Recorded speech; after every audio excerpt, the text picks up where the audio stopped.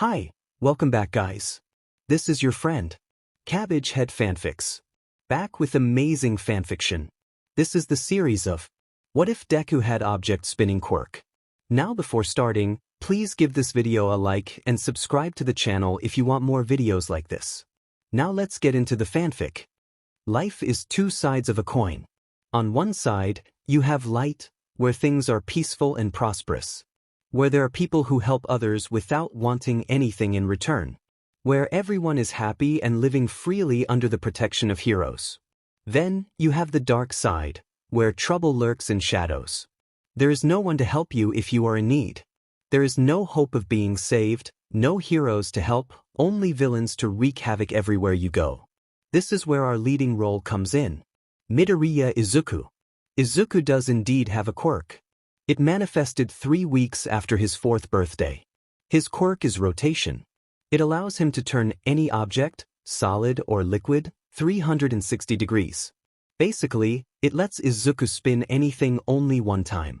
He inherited a variation of his mother's quirk, the ability to attract small objects. Izuku loved his quirk.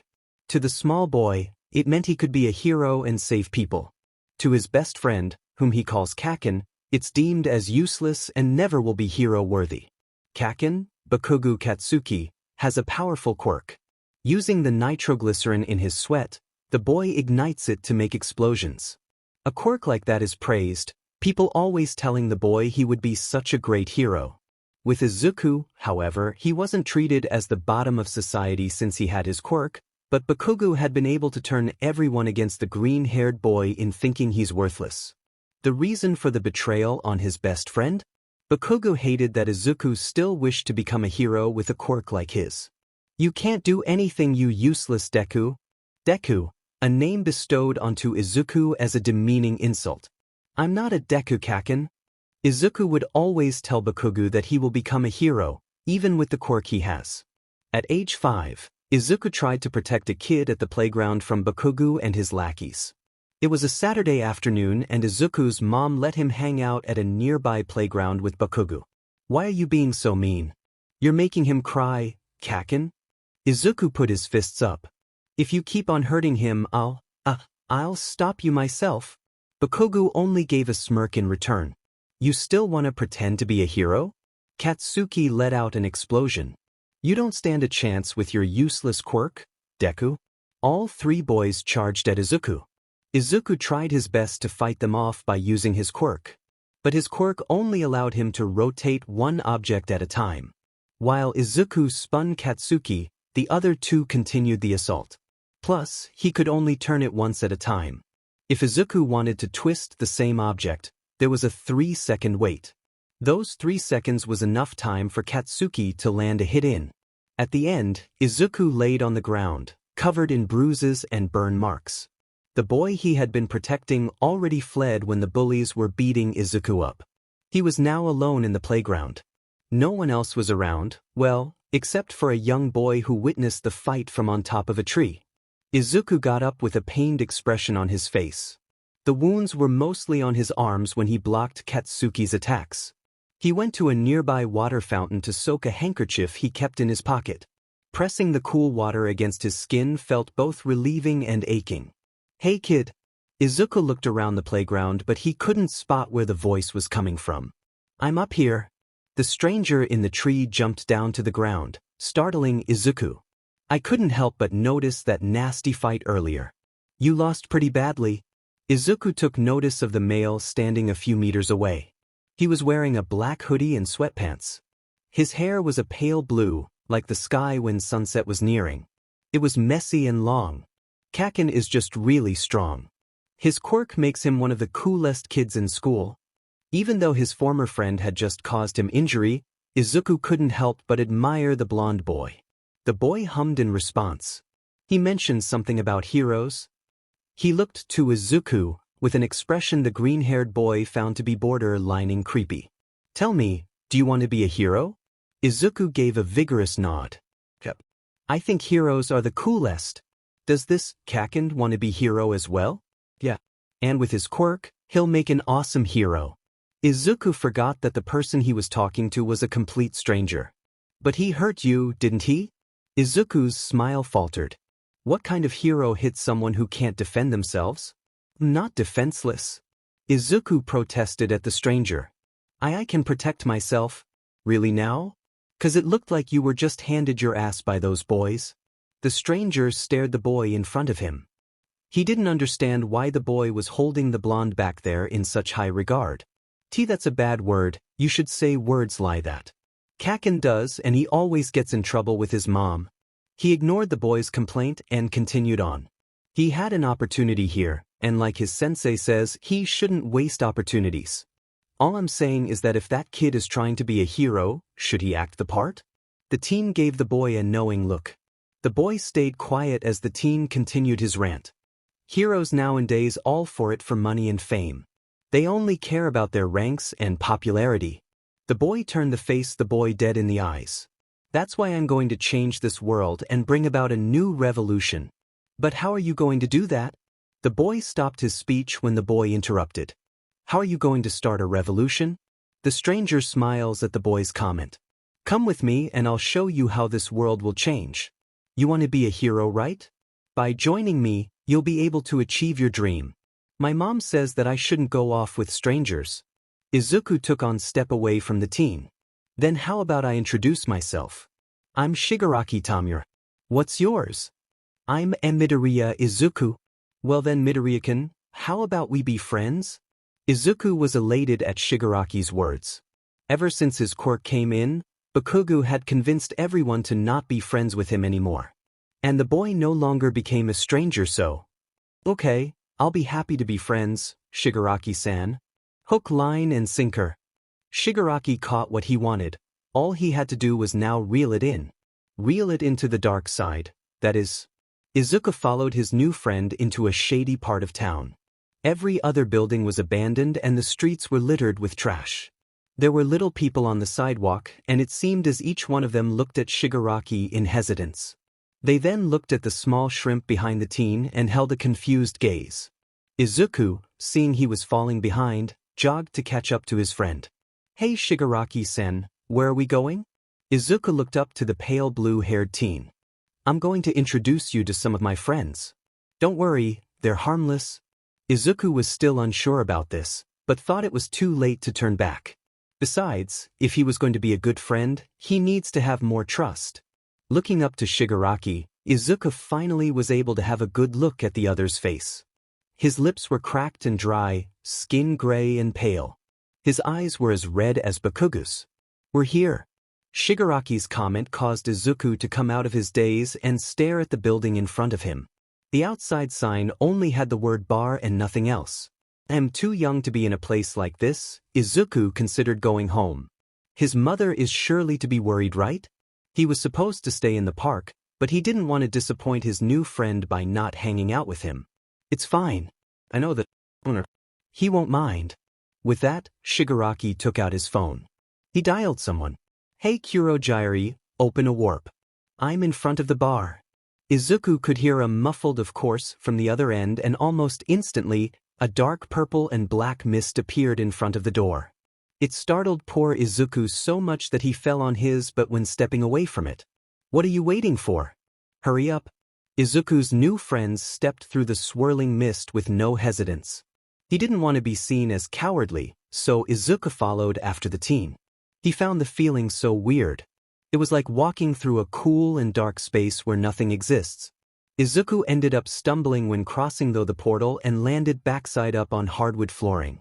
Oh, and who is this Shigaraki-san? A new voice spoke. Izuku got up off the floor, despite his wounds telling him to not move.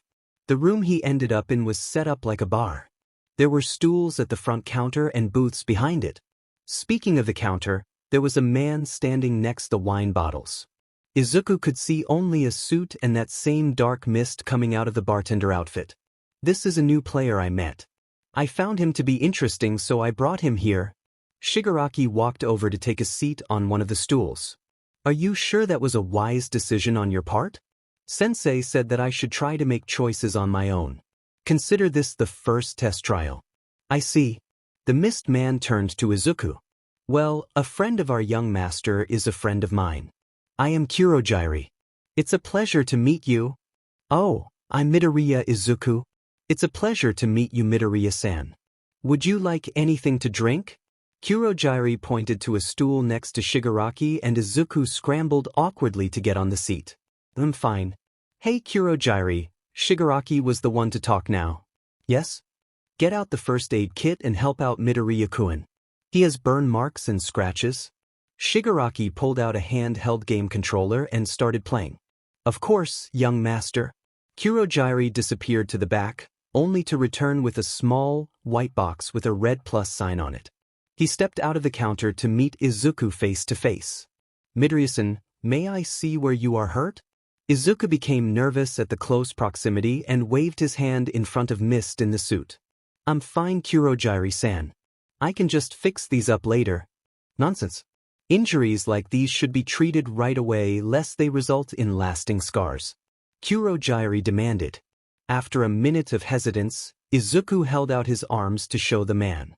Kurogiri wiped Izuku's cuts with disinfectants and bandaged them. He treated the burns with cream and wrapped them up as well. When he was done, Izuku gave him a thank you and turned to Shigaraki. Shigaraki-san, whatcha playing? Just a simple game.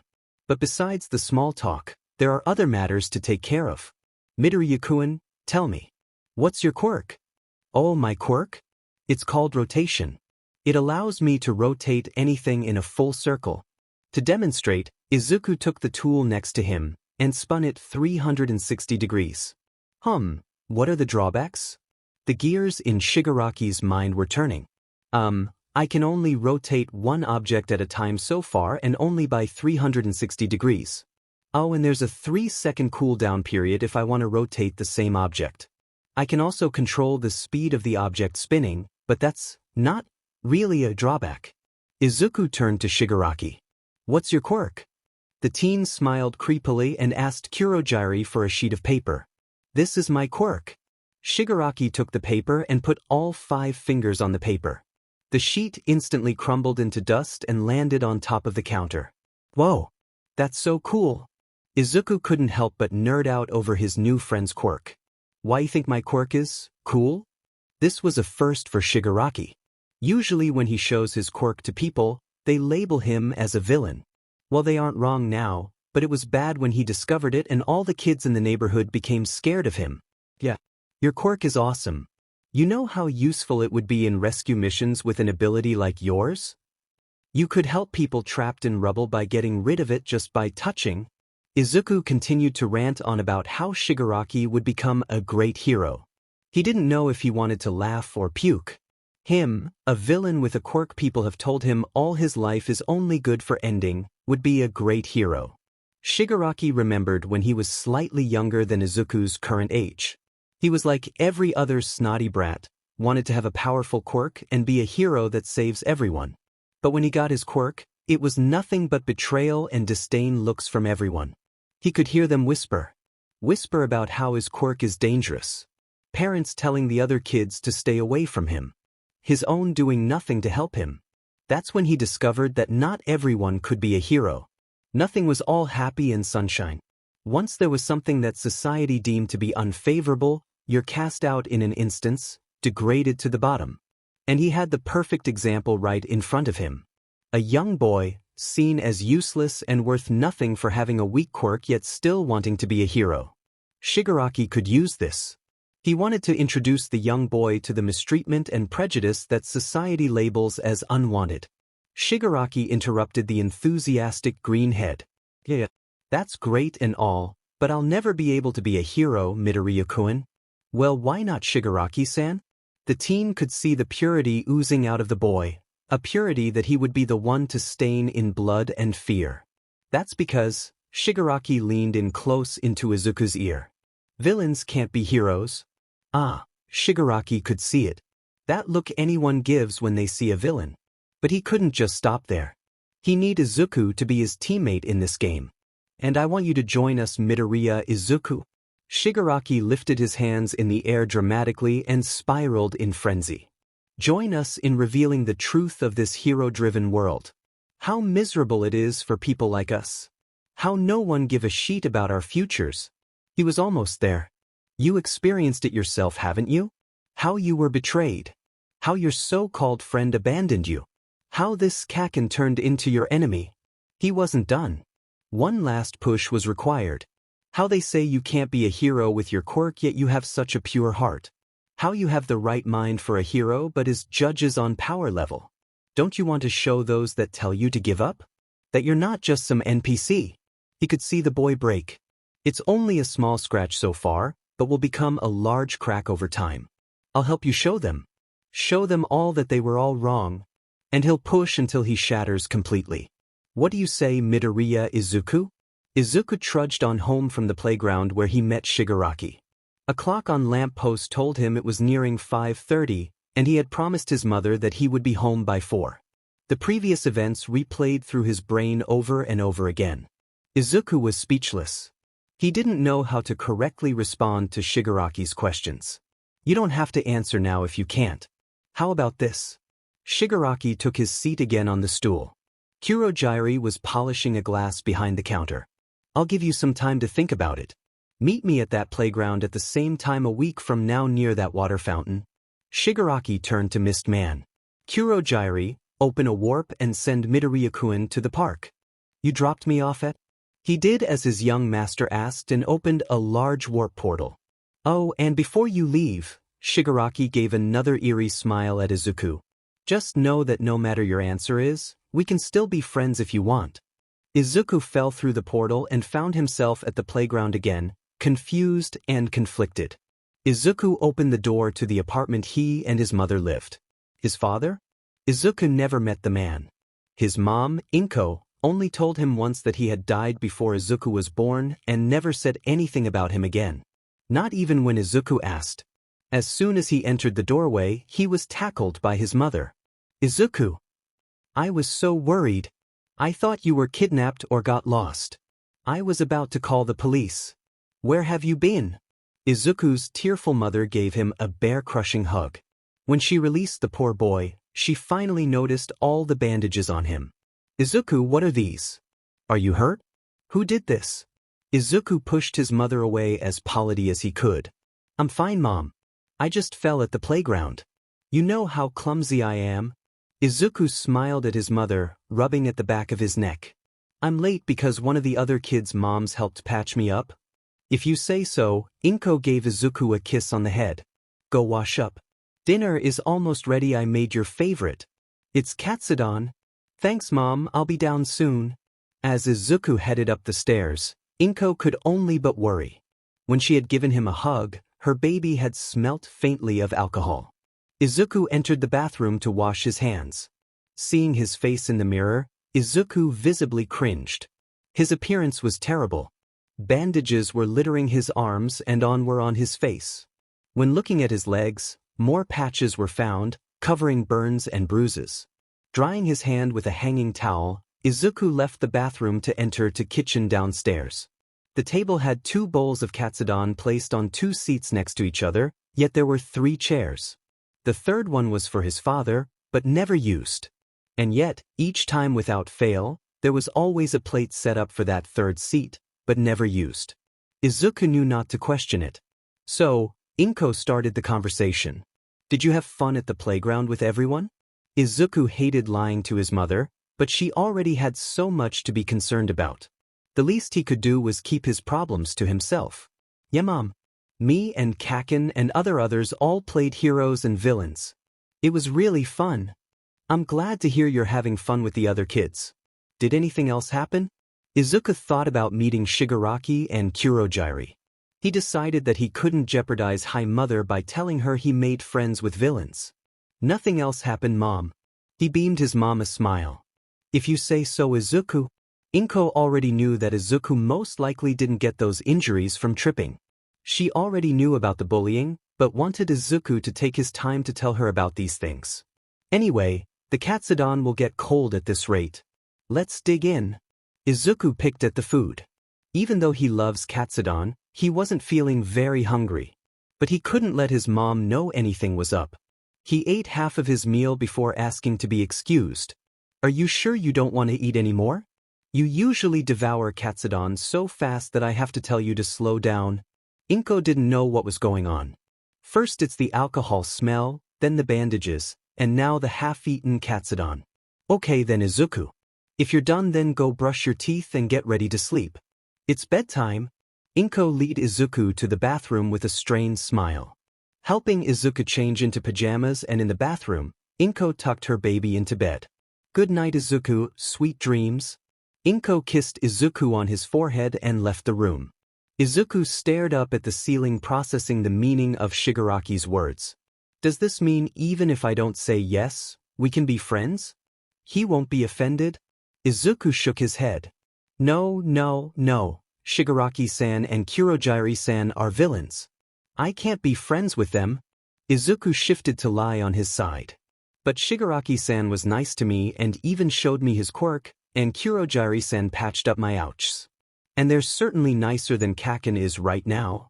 Izuku fell asleep from the stress of thinking of whether or not he should trust Shigaraki. Care to tell why you offered to still be friends with that young boy even if he refuses to join us? Kurogiri continued to polish the glass he was holding earlier, glancing at Shigaraki out of the corner of his eye. The teen in question continued to look at his game controller while trying to defeat a mid-boss. It's 'cause I have a feeling that boy will be useful in the future. The way he's treated all because of a quirk. Shigaraki hit the last button and the mid-boss fell. It reminds me of how it was for me. He turned off his game, saving his progress first. What do you think, sensei? Shigaraki paid his attention to the man in one of the booths who stayed hidden the whole time. I sense potential in that boy as well. Proceed as you like, Tamura. It's been 6 days since Izuku met Shigaraki at the playground. Izuku's mother had dropped him off at kindergarten a few minutes earlier. Izuku was now sitting at his desk, nervously rotating his eraser trying to distract himself.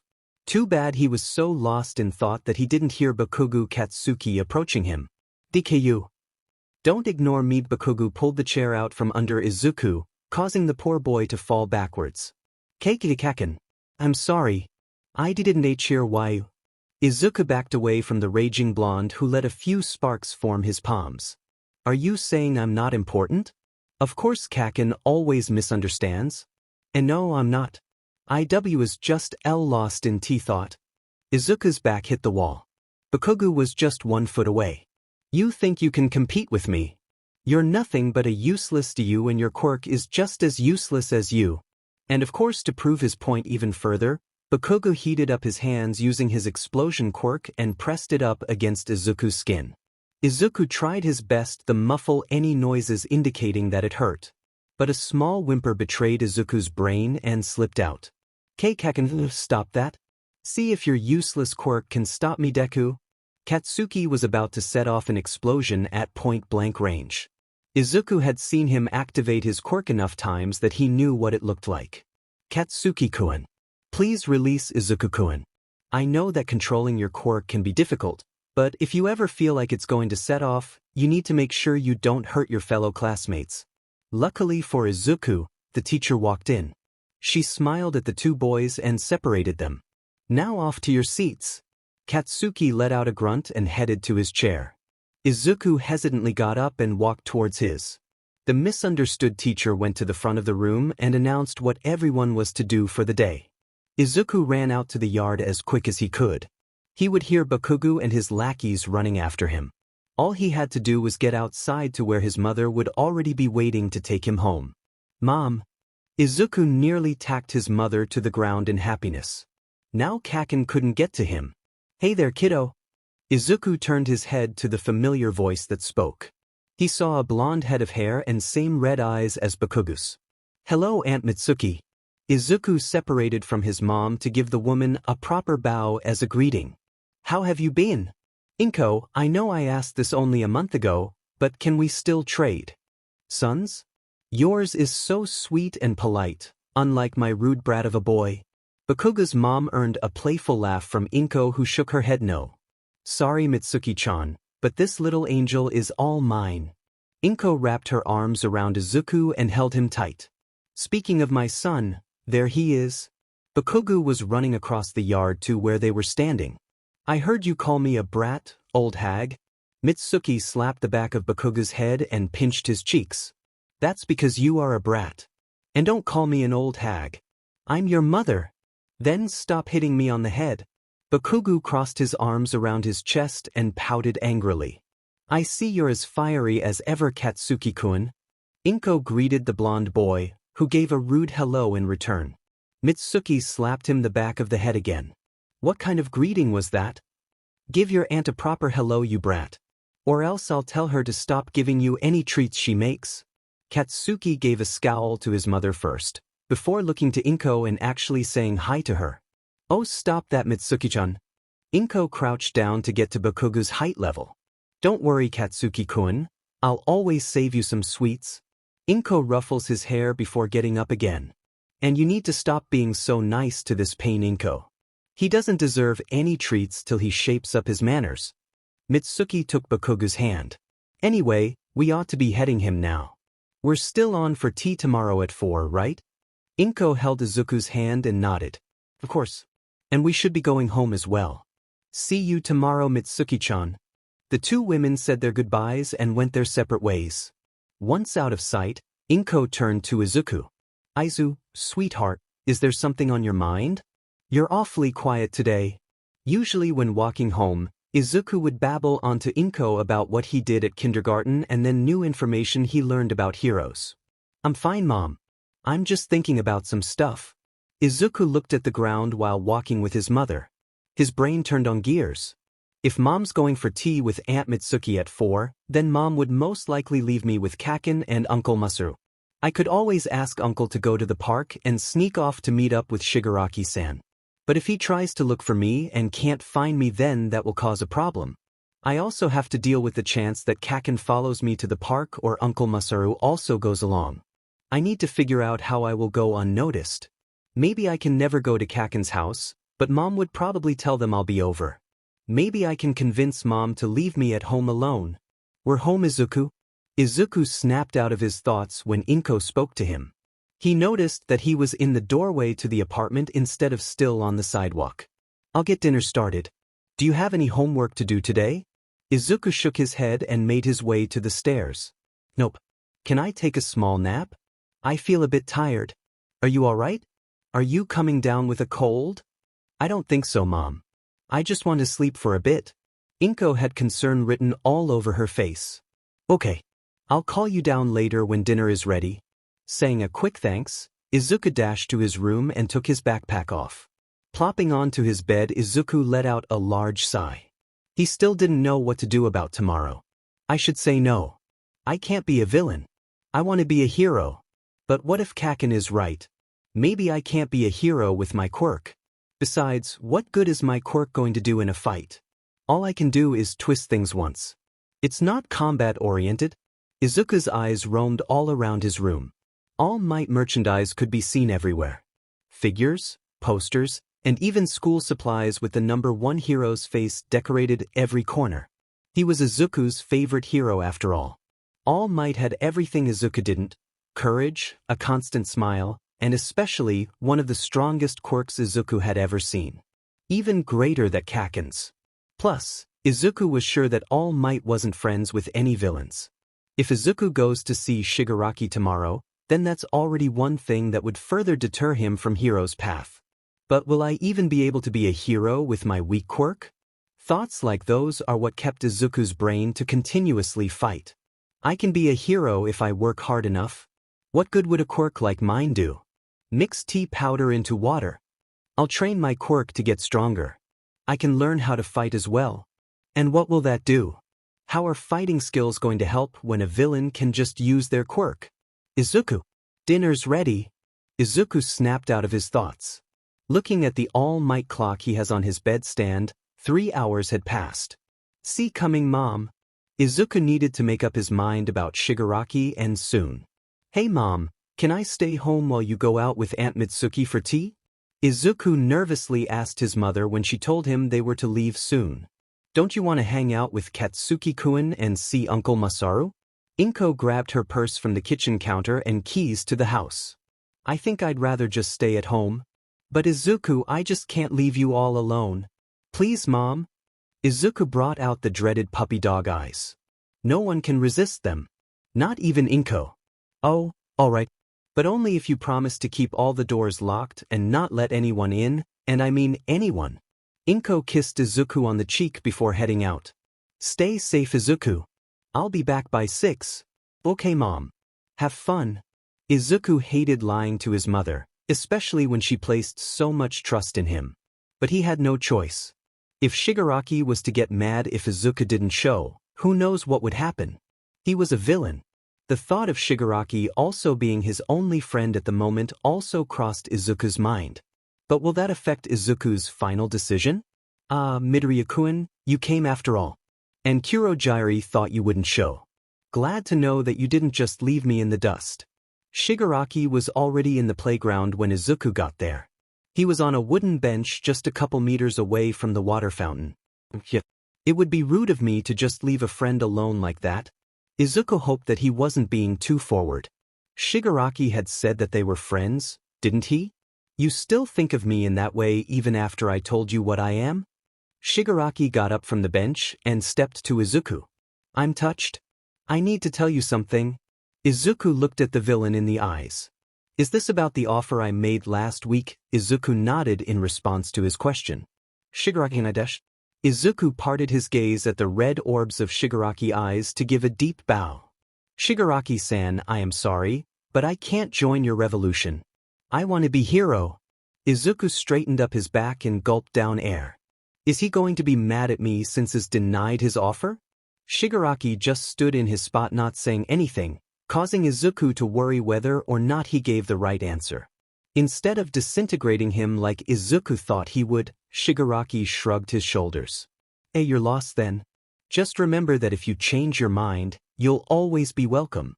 With that, the boy started walking away. Izuku took a step in Shigaraki's direction, thinking that the older male was going to leave him permanently and dissolve their friendship. Izuku stopped after 2 steps. He's a villain. I shouldn't go with him, and I turned down his offer. Maybe he doesn't want to be friends anymore. Well, what are you waiting for? Let's go. Shigaraki gestured for Izuku to follow him down the same path to the bar. Taking this as a sign of friendship, Izuku smiled and ran to catch up. He tried to take hold of Shigaraki's hand, but he ripped his arm out of his grasp. Seeing the look of confusion and fear, Shigaraki needed to make sure he reassured the boy. I wouldn't suggest doing that. My quirk destroys everything I touch with 5 fingers. People count. Izuku frowned but nodded at Shigaraki as he switched to a smile. That makes sense. Shigaraki-san was just looking out for me. That's more than what Kaken does, but there's something about Shigaraki-san that makes me feel like I should do something. In Shigaraki's mind, that was close. I nearly destroyed a valuable pawn. Plus, I don't want to deal with a dead body right now. It would be a pain to clean up. After a few minutes of walking, Shigaraki pulled Izuku into a nearby alley. Stay right here. Taking out his phone, he called his ride. Kurogyari, I need you to pick me and our friend up. We're in the alley near the shoe store. Not a moment later, a portal appeared behind the two, just like Izuku remembers. Stepping inside still felt weird, but it wasn't a terrible feeling. Izuku could get used to it. Welcome back, young modder. You too, Midoriya-san. Kurogyari was standing behind the counter polishing a wineglass. Hi, Kurogyari-san. It's nice to see you again. Izuku waved at the shadow man. If his expressions could be seen, Izuku would have seen him smile slightly. Clearing his throat, Kurogyari turned his yellow eyes to Shigaraki. May I inquire the outcome of this second meeting? Does Midoriya-san's presence in here today indicate something? He didn't join, but that doesn't matter. He's here because I want him to be. Shigaraki sat at the stool on the far left. Izuku took a seat right next to him. I see. Kurogyari walked over to where Izuku was standing from behind the counter. So, Midoriya-san, can I get you something to drink? No thank you, Kurogyari-san. I'm good. Izuku smiled at the mist man before turning to Shigaraki. Shigaraki-san, I need to be home by 5:30. I told my mom I would stay home today, but I needed to tell you directly. Looking at the time to see it was 4:19 p.m., nodded and told him he'll make sure he gets home. Oh, and by the way, Midoriya-kun, there are some things I want to test out, so if you're willing, take them. I'll go grab the needed materials. Izuku scrunched his face. A test? Like the ones in school? Why does Shigaraki-san want me to take a test? It's not the type of test you take in school, Midoriya-san. Kurogyari answered Izuku's thoughts.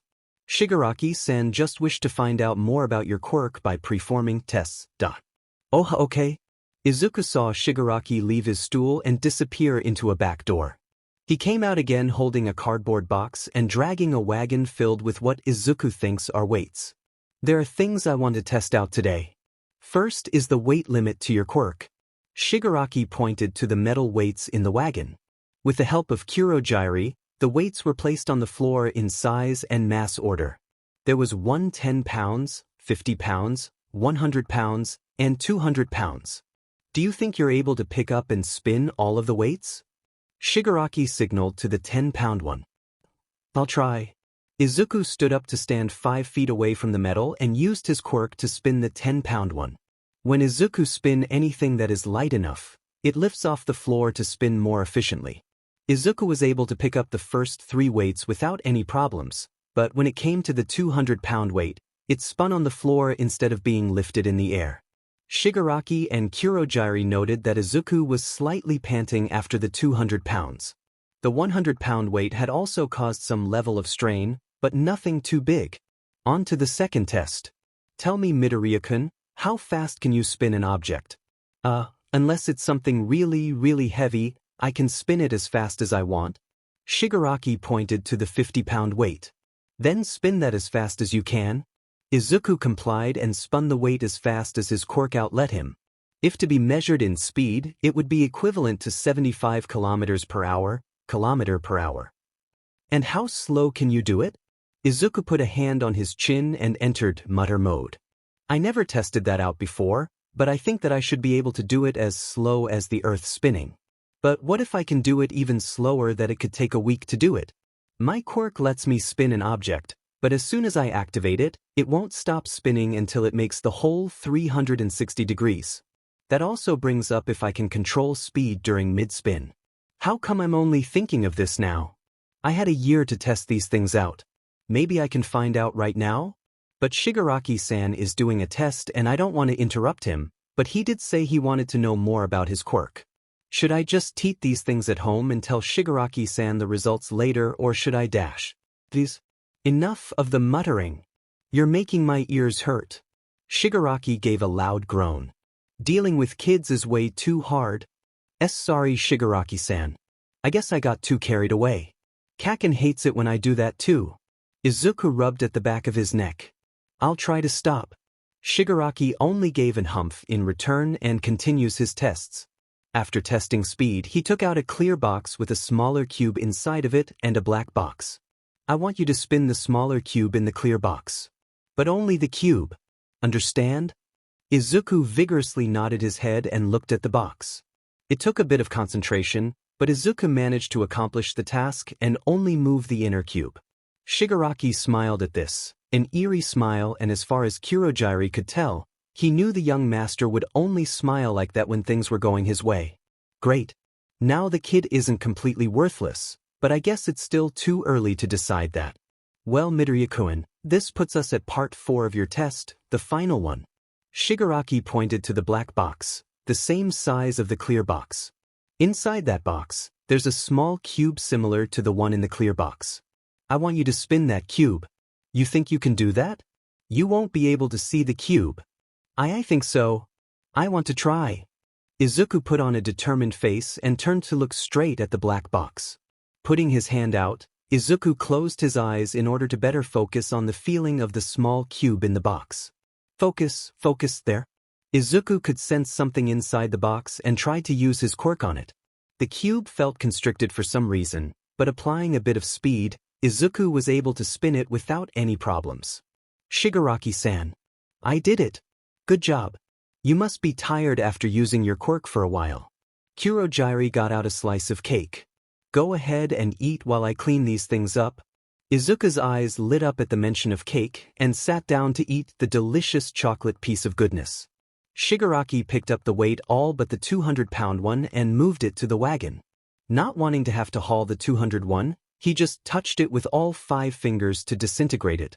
He thought about not being able to do the same with Izuku. I guess I should be glad he turned out useful. If not, Shigaraki watched as the last of the weight crumbled into dust. Seeing your quirk is always awesome, Shigarakis. The boy turned to face the 5-year-old boy at the counter with cake frosting covering his face. Awesome, right? Shigaraki wheeled the remaining weights away into the back room. He looked at the clear and black box, a smile creeping onto his face. Shigaraki-san, I need to head home now. My mom is going to be there soon. Izuku jumped off the stool. Thanks for the cake, Kuroji-san. Izuku bowed to Kuroji in thanks. I'll open a portal to the park I sent you last time. Is that all right? Yep. Thank you. A portal opened in front of Izuku. See you two later.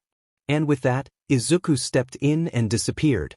Kuroji closed the warp and turned his attention to his second boss in the room. So, I assume things went well in your standards? Well, if he didn't, then we would right now disposing his body in a dumpster instead of sending him home. Shigaraki turned to the man sitting in the corner of a booth in the corner. Don't you agree, sensei? That all depends if you think he passed your trials. Shigaraki's smile grew even larger as he walked over to the black box. Pressing all 5 fingers around it, the box disintegrated to reveal the true contents. As soon as the box was gone, blood oozed out onto the counter and everywhere. A red, squelchy heart rolled out of the mess and onto the floor. The arteries and kavas connected to the heart appeared to have been cleanly severed, as if no knife or hands have touched it. I believe he passed. His quirk makes for a great way to end without things getting chaotic. Shigaraki stepped away from the stain on the floor to retreat to his room. Kuroji, get one of the weaklings in the league to clean up the remains. I'm going to go play some games. Of course, young master. Kuroji placed his right arm over his midsection to give a bow. Rising up, the mist man looked over to the now empty booth where his original master had just been. Mumbling to himself, Kuroji continued to polish glasses as a low-ranked thug took care of the mess. Always mysterious with that man. Izuku fell out of the warp and for once landed on his feet, only stumbling a little first. He took in his surrounding to find he was indeed at the park near his house. Looking at the clock attached to the light tower, he saw he had 30 minutes before his mother would be home. It would take him 10 minutes to walk back to the apartment, 6 if he ran. Opting to walk, Izuku headed for the place he calls home. When arriving, what he didn't expect is a police car outside the building and the door to his apartment open. Rushing up the stairs as fast as his little legs would allow, Izuku clambered up to the correct floor. There was an officer standing at the doorway, which he squeezed his way through the man's legs. His mother was seated on the couch in the living room. Sitting across from him was another officer, but dressed differently. The man was wearing a trench coat and a fedora on his head.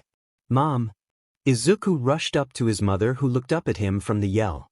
Izuku, my baby. Where have you been? I come home only to find you gone. The door was unlocked too, so I thought you were kidnapped. Inko spread her arms wide to take in the tackle her son was giving her. Hugging the life out of her son first, Inko finally released to look at Izuku in the eyes. Where have you been, sweetheart? I was so worried about you. Ahem. Is this the son you were speaking of, Midoriya? The man in the trench coat interrupted the reunion and looked at the two. His face expression held of one who was slightly confused. Separating from Izuku, Inko cleared her throat. This is my son Izuku I was talking about. Mom, what's going on? Why are these people here? Izuku held onto his mother's hand as she rubbed her thumb over his. Oh sweetie, I came home early because I was worried about leaving you alone. When I put my key in the door, I found it was already unlocked. I couldn't find Yu and I got so scared that something happened to Yu and Inko wrapped her arms around Izuku to give him another hug. And so I called the police. Izuku returned the hug, trying to calm his crying mother. Their mom. Everything's fine. You know why? Because I'm here. Inko chuckled through her tears at the reference her son made. Well, Midoriya-san, I believe this issue has been resolved, but I would like to ask just one question to Izuku-kun. Inko gave a nod and the detective faced Izuku. Where were you before coming here? The detective activated his quirk. Even though the boy on front of him is just a child, he wanted to make sure everything was actually okay. Those, hanging out with some friends? Izuku stammered out. The detective's gaze was making him uncomfortable. All right, Izuku-kun, Midoriya-san. It seems everything is in order. I'll take my leave now. Don't go off on your own without telling anyone, young man. You sure put your mother in quite the panic. Have a nice day. The detective left the apartment along with his partner. Once in the squad car, the detective's curiosity rose. It wasn't a lie, but it was muffled as if it wasn't the whole truth. Strange. Inko took the opportunity to speak. Izuku, baby, were you really out with a friend? I was, Mom. We met in the park. Izuku could feel his nerves trying to shake. I know you weren't with the Bakugos.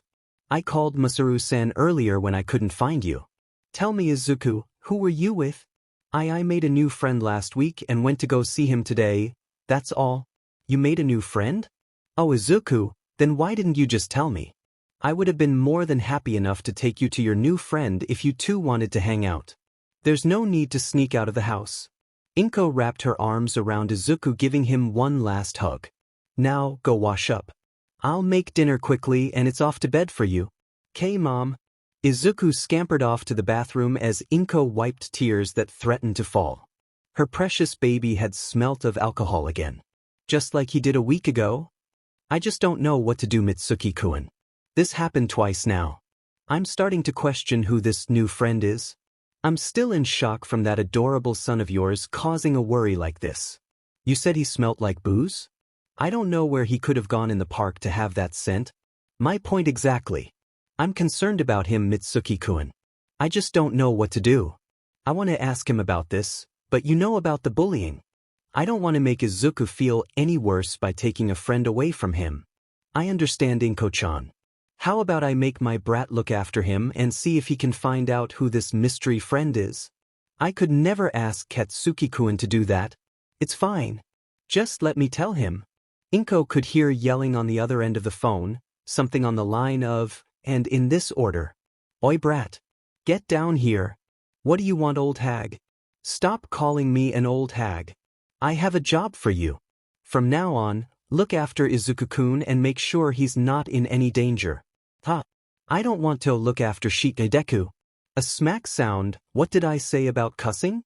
Either way, you're doing it and no buts. I don't want to, you old hag. Let you handle his own problems.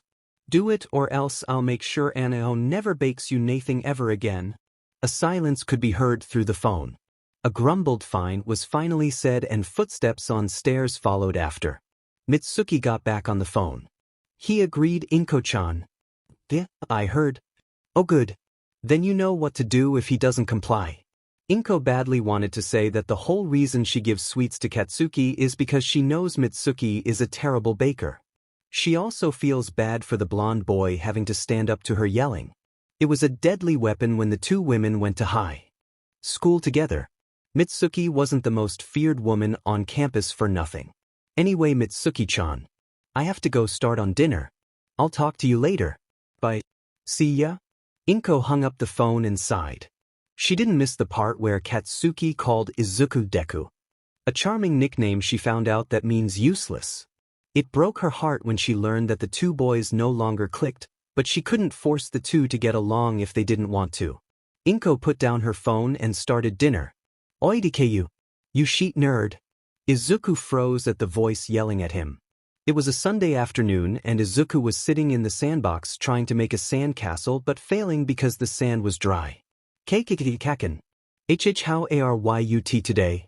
Izuku couldn't help but become a stuttering mess from the intimidating glare Bakugo was giving him. Auntie Ango called my old hag yesterday worrying about your pathetic ass and now tells me to look after you.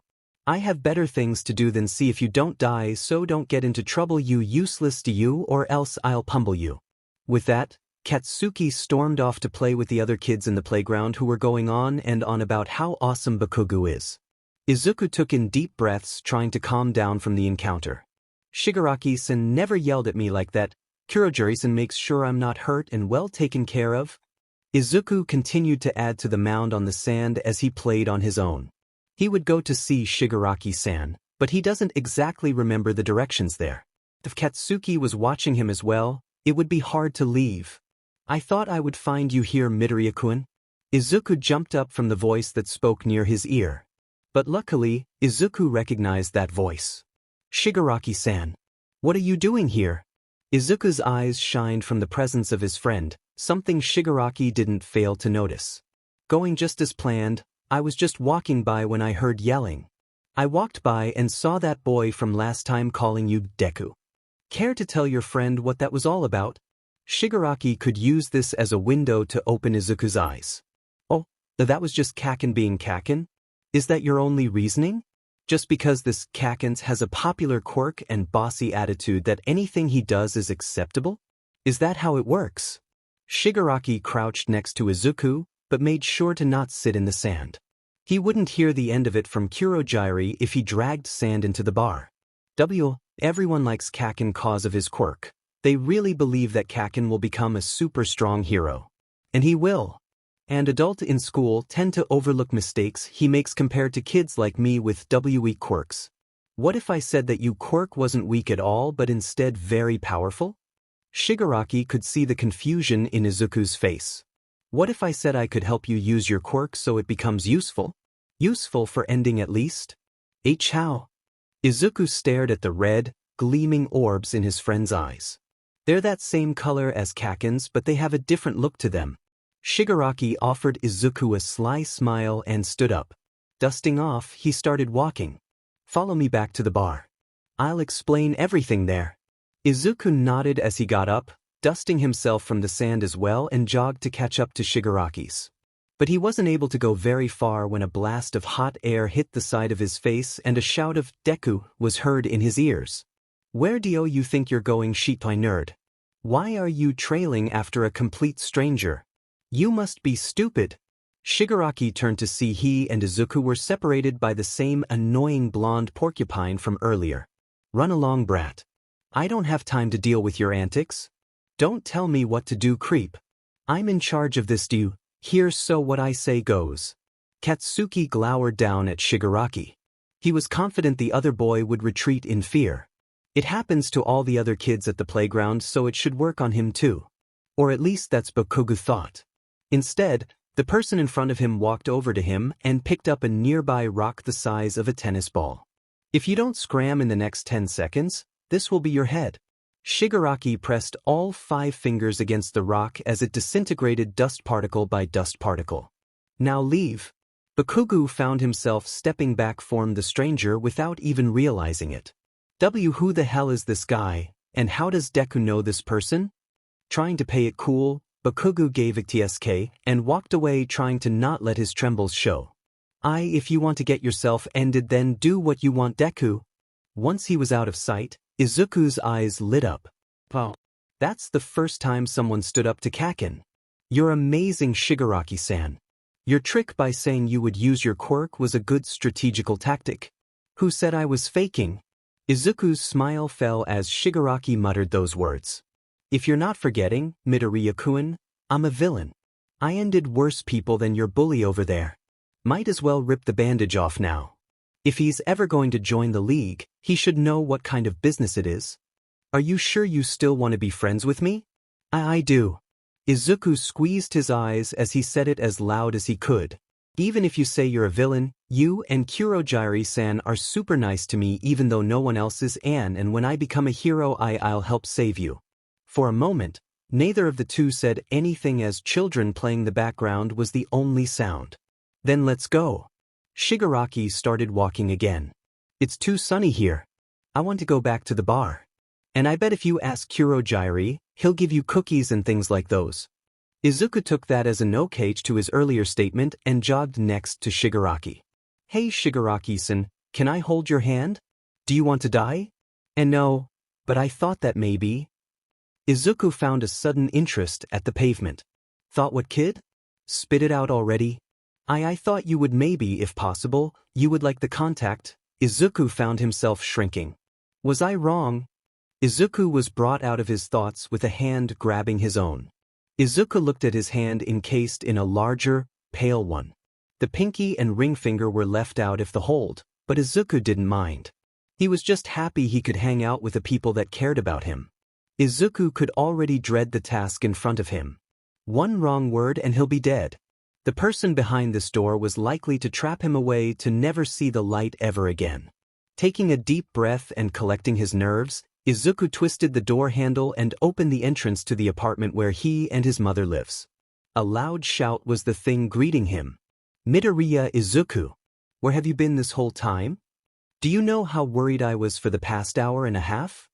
Your reason better be a good one, or else you are never allowed to go to the park until you enter high school. There at the entry was one angry Midoriya Izuku wearing a pale pink apron holding a soup ladle. Izuku could picture his grave already. Tadadaima? Izuku gave a sickly sweet smile. Her forehead had a red plus sign on it. You, young man, are home way too late for someone your age. I let you go to the park, and when I go to pick you up, I find out from Katsuki-kun that you left with a strange person. Can you please explain as to why? As Izuku stood there in the entrance in total fear, he realized there is only one safe way to end the madness. He put on the best guilty face he could manage and brought out the waterworks. He has never been more grateful for his tendency to burst into tears. He would have to tell his mother the truth about things he wished to avoid, but it would be worth it in order to go out and see Shigaraki and Kurogiri ever again. I am so sorry that I haven't been able to make sniff F friends lately and I finally met someone who didn't see care that I had a WEQ quirk. I was so happy that I forgot. The W were nice to me, nicer than Kaken has been and I just am sorry. Izuku lowered his head in shame that he had to inform his mother about his problems. His confession had been an excuse at first, but once the words left his mouth, Izuku found genuine tears flowing down his face in realization that Katsuki no longer saw him as a friend and turned into a bully. Reality had caught up with him as it trapped him and a tight hold constricting his movement. Oh wait, that wasn't what was squeezing his outsides. Izuku blinked the tears away to see his mother enwrapping him in a bear hug. Oh Izuku, you should have told me earlier. Izuku buried her head into her son's green bush of a hair. But I'm glad you finally did. Did you already know? The waterworks were activating again. Why yes I did, but I wanted you to tell me yourself when you were ready. Now, why don't I go talk with Aunt Mitsuki and see if I can help? Izuku smiled at her baby boy with tears of her own clouding her eyesight. Seeing Izuku nod his head, Izuku kissed his forehead and got up. Now go wash up. It's time for dinner. Izuku headed for the stairs, but stopped halfway. Yes, dear? Does this mean I can still meet with my new friends? Izuku fidgeted with his hands. What if Mom disapproves? Izuku didn't see it, but Izuku's face scrunched up for a nanosecond. I would like to meet your new friends, but if they make you happy, then I have no problem with you still seeing them. But I expect you to be home on time from now. I will. Thanks, Mom. Izuku dashed up the stairs to the bathroom. Izuku walked over to her chair at the table in the kitchen. She gazed over at the seat that is never used. Oh Hisashi, just like the last two times, Izuku was covered in the scent of alcohol. Izuku stood at the doorstep of the house where her best friend and her family lives. Taking a deep breath, Izuku knocked on the door. A faint coming was heard on the other end and Mitsuki popped out from the door. Oh hey Izuku. What bring you here? Mitsuki. We need to talk about something if you don't mind. Basing off the gloomy expression on Izuku's face, Mitsuki invited the green-haired woman into her home. It's about Katsuki, isn't it? The slow nod from Izuku was the only confirmation she needed. Come, we'll discuss this over a cup of tea. Once the two women were settled in, Mitsuki started the conversation. I'm sorry about the other day, Izuku. I told the brat to watch over sweet Izuku, but he let him go off instead. I apologize for that. Mitsuki bowed her head to the woman sitting on the couch next to her. And no Mitsuki-chan. I should be the one who's sorry for making Katsuki-kun have to go through that. As a mother, I should have made sure I taught Izuku that he shouldn't go off on his own, especially with strangers. Izuku paused before speaking again. But there's another issue I wasn't to talk about as well. But it still involved my brat, doesn't it? Mitsuki grasped the tear cup in her two hands, looking at her reflection on the surface. Does? Inko looked at Mitsuki in the eyes. Mitsuki-chan, our sons are no longer the best friends we thought they were. Instead, Katsuki-kun is actually picking on Izuku because he thinks his quirk is weak. Inko heard the other mumble something close to "I can't believe him," and continued. I guess while Izuku didn't get a quirk as strong as Katsuki-kun's or very powerful, but it's his quirk and I nor can anyone else change that. So I'm now worried for my baby. The new friends he made, I don't feel like he should hang out with them anymore. Call it mother's instincts, but I get a bad vibe whenever Izuku mentions them. He came home smelling like he went to a bar yesterday, Mitsuki-chan. Again. Tears were starting to pass Inko's eyes. But I don't want to tell Izuku to stop seeing them. For once, I've seen a smile on his face, a real one, not the fake ones he has been giving me when I ask how school was or if he had fun playing with the other kids for the past year. He says his new friends don't care if he had a weak quirk or isn't he strongest, but I still don't like the thought of Izuku seeing them. I don't know what to do, Mitsuki-chan. Inko was now fully crying into Mitsuki's arms, no longer caring for the tea sitting cold on the coffee table. There, Inko. Come on. You have to be strong in a situation like this even if it's hard. Mitsuki wiped Inko's tears with a tissue. It's okay to not know what to do. We're mothers, but still human. But the best way to approach this is to do it step by step. Starting with the problem and seeing if we can fix it. Mitsuki handed Inko the rest of the tissue box. She tried to stop the tears. I am sorry, Mitsuki-chan. I just don't know what to do next. Well, I do. I'm going to have a long talk with my brat. It's about time someone does something about his growing ego before anything worse happens in the future. Mitsuki picked up the now lukewarm tea. Now, I'm going to get us new tea and we'll start planning. Tea, thank you, Mitsuki-chan. Anytime, Inko. Midoriya-san seems advent on becoming a hero. His view of society is way too innocent to even consider joining an organization such as the League of Villains. Are you certain you can turn the boy to our side of the war? You know what they say. The higher they are, the harder they fall. Once he realized the truth of this world, he'll fall right into our hands as a valuable pawn. To realize, not everyone can become a hero, but anyone can become a villain. Izuku took in his disheveled appearance and messy, knotted green hair. Bags could be seen under his eyes as he took out a small container and a makeup sponge. Dabbing the sponge in the concealer bottle, Izuku applied the shade under his eyes to make him look like he actually sleeps at night. He's glad he found this trick out 2 years ago to appease his mother's concern for his well-being. Hiding the makeup supplies in his room drawer under a pile of handkerchiefs, Izuku dressed in his junior high uniform. Swiping his navy blue school bag, he used to have a yellow one, but Shigaraki said it was most likely half the reasons why he's bullied. From a hanger, Izuku rushed to the kitchen taking an apple and rushed out of the apartment. 6:07. I got plenty of time. Izuku felt bad he didn't wait enough to at least say good morning to his mother, but he needed to get to the bar. Today was a special day. Izuku had to get to the villain hideout by 6:10. Sending a quick text to Kurogiri and a portal hop later, Izuku found himself standing in the middle of what he calls his second home. Good morning, Izuku-kun. I take that you're here early to help set up? Kurogiri was taking out glasses from behind the counter as Izuku headed for a cardboard box in the corner. Izuku's back was turned to Kurogiri as he forced himself to put on the biggest smile he could. I wouldn't miss this day for the world. Besides, I thought of a great idea last night on how this should go. Izuku grabbed the box and relocated it to the middle to have better access. Now let's leave no place untouched. Izuku admits it took longer than he originally thought, but it all worked out in the end and with plenty of time to spare. Admiring his work for one more second longer, Izuku turned to face the bar counter. Kurogiri was finishing up his part of the job as any mess was cleaned up. Should I go get Tamura and Isen now? Kurogiri put away the extra glasses and faced Izuku. Yes, please wake him up. You have to be at school in 45 minutes, so we do not have much time. Izuku gave a playful K and headed for the back door. Entering the familiar dark hallway, Izuku approached the third door to the right. Izuku didn't bother knocking as he went straight in. He had this planned for a while and wanted to try it out. Tamura and Isen. Quick! We need to leave right now. Heroes found the hideout.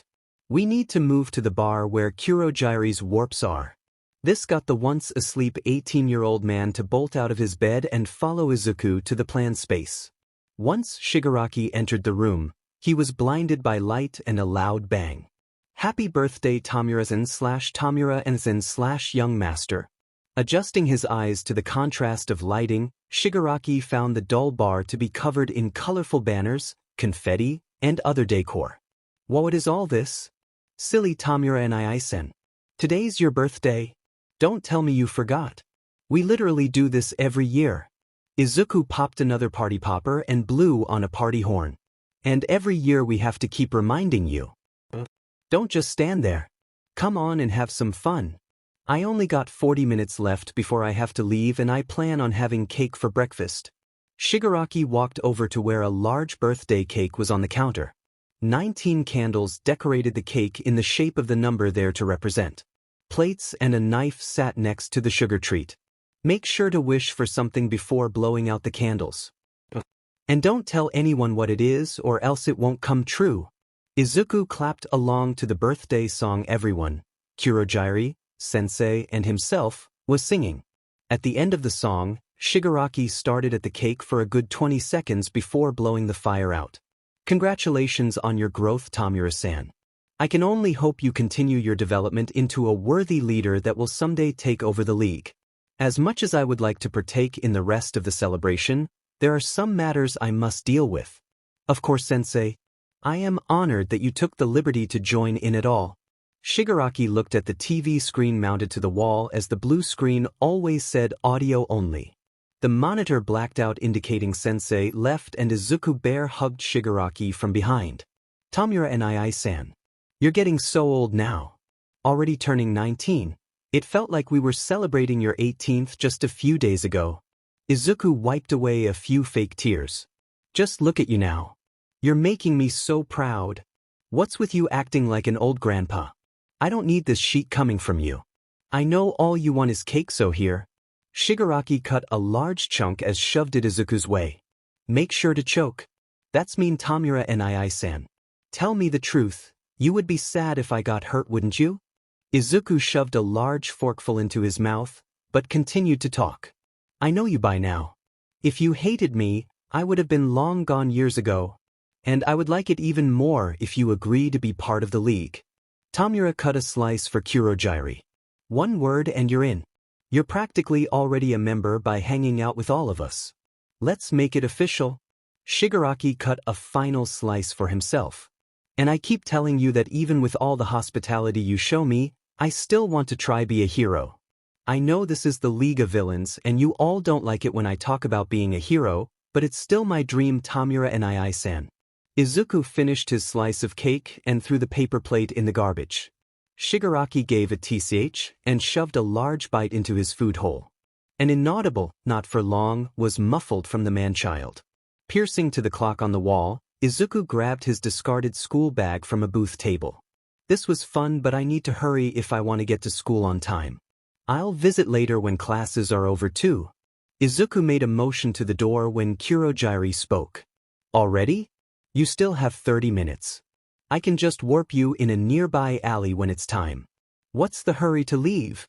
Izuku sheepishly rubbed the back of his neck and weakly smiled. I wanted to walk today and get some fresh air. I just have to think about some things. No worries, Kurokun.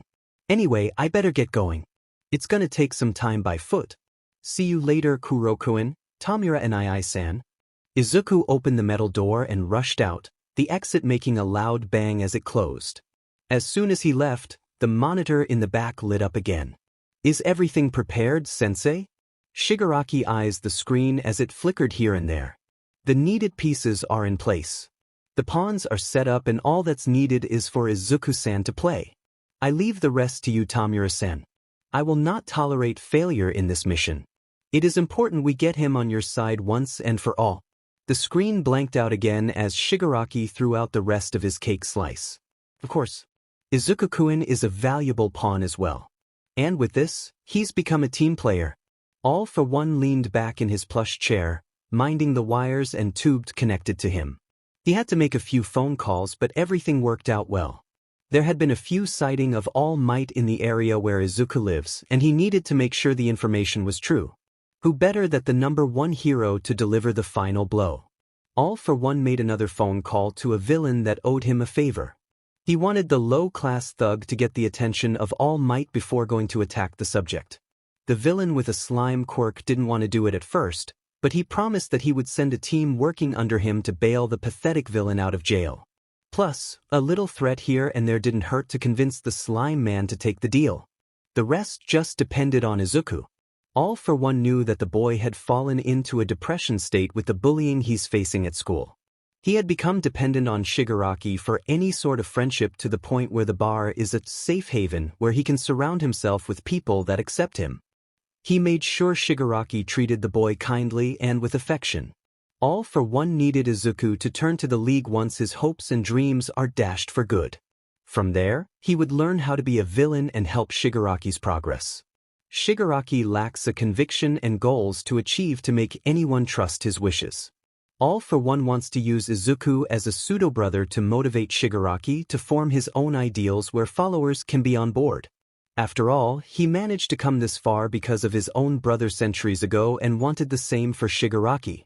Once Izuku stepped out into the dirty streets, his smile was replaced with a look of depression. He rubbed at his cheeks in which he forced to be in such an expression for the celebration. Giving his watch one last glance, Izuku speed walked to his junior high.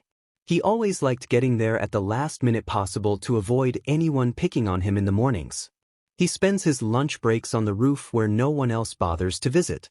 After school is when Izuku's chances of being caught and beat up are the greatest. So far, it's been a 100% rate of him being stopped in the classroom or hallway and dragged off to a secluded place behind the school where there were no cameras. Izuku was 3/4 there when he stopped by a convenience store. The cake made him parched and rushing out this morning made him forget to pack lunch. Of course life hates Izuku cause as soon as he walks in, he can spot Bakugo and 2 of his lackeys in the chip aisle. And of course they noticed his frozen presence at the entrance. Whoa. Look what the cat dragged in. Bakugo crept his way to Izuku. If it isn't Shidi Deku? Izuku did his best to ignore the taunts and made his way to the coolers and packaged breads. Taking a bottled water and red bean bread, Izuku made his way to the cash register. The young woman working behind exchanged simple greetings and rung his purchase. All this happened with the 3 bullies stalking behind. Thanking the nice lady and wishing her a good day, Izuku tried his best to rush out of the store, but a lackey with brown hair and normal-looking face was blocking the entrance. Turning around, Bakugo had also finished buying something and wrapped an arm around Izuku. "Let's walk to school together. We don't want to be late now." The smile Bakugo was sporting made Izuku feel like puking. The whole walk to school together was just a cruel reminder when Aunt Mitsuki forced the blonde boy to stay by Izuku's side in elementary. He was dismissed of that duty much to Izuku's relief after a year and the burns getting worse. But back to the present. Izuku discreetly checked his phone. 10 minutes before class starts. He knew Bakugo would never ruin his perfect attendance record for anything and the school was at least 5 minutes walk from the store. At least the beating will be short-lived, for now. Izuku's fears spiked up when he was forcefully shoved up again an alley wall. His bag drooping to the ground as his feet barely touching it. Bakugo held him up with one hand by the collar of his uniform and the other sparking. "You just had to ruin my day by showing your useless self earlier than I have to. I have only a limited amount of time, but that's plenty to put you back in place." Bakugo delivered a sparking punch to Izuku's face as he fell to the ground, joining his plastic bag. The burning in his cheek lingered as Bakugo swiftly kicked him in the stomach. Izuku felt like puking from the kick. He believes his insides are going to become outsides if this continued. Izuku rolls forward to cough out the bile that threatened to choke his airway. He needed to get up. The cement was stained with all sorts of trash and who knows what. Unsanitary just rang throughout Izuku, but with Bakugo stomping his foot on his back, he just got a face full of pavement. The pressure lifted from Izuku as he waited for a minute. Pressing his hands on the ground, Izuku surveyed the area to find himself all alone in the alley. Even though his body protested for him to stop, He grabbed his bags and limped his way to school. Luckily, Izuku managed to make it just before the teacher followed in. Moving to his desk, Izuku sat down, ignoring the boring man in front to rub at the scars on his wrist. He started harming himself after a terrible breakdown 2 years ago. He didn't know what led him to such actions, but the pain caused by his own hands let him feel more in control in his life. It felt better than the pain that bullies caused. It didn't last long, for Kurogiri found out 2 weeks after the discovery and helped him stop. The scars remained, but it served as a reminder that there were people who actually cared for him. He remembers that Bakugo once saw them after ripping the sleeves of his shirt 4 months after he stopped. He even hesitated when he did, but that didn't stop him from continuing the assault. Izuku left with a bloody nose and burns littering his body that day. Once every while, usually after a really terrible day, Izuku has an urge to pick up a razor and start again, but Kurogiri told him whenever the urge came, to call him and he would help out. Izuku couldn't ask for better friends. That they are villains was left unsaid in his mind, but after spending 9 years with them, Izuku knew them more than what society think they are. Kurogiri is thought to be a dangerous accomplice to an even more dangerous group of people, which is kinda true, but Izuku has seen the Mist Man act more like a mother, taking care of him and Shigaraki when they got hurt and giving advice in troubled times. Shigaraki was thought to be a cruel ender with no remorse, but Izuku knew him to be childish and playful when in a good mood. He always let Izuku play games with him on the controller. There have been moments where he would be all murderous, but that's usually when he thinks about how he was abandoned and no heroes helped.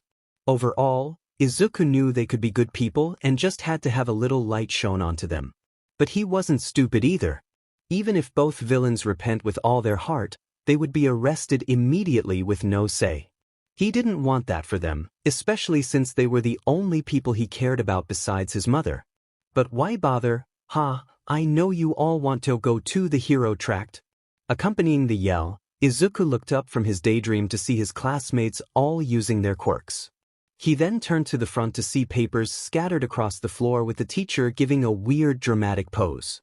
Yes. You've got some very impressive quirks, but no power usage allowed in school. Get a hold of yourselves. Izuku ducked his head down, hands fiddling with each other under the desk.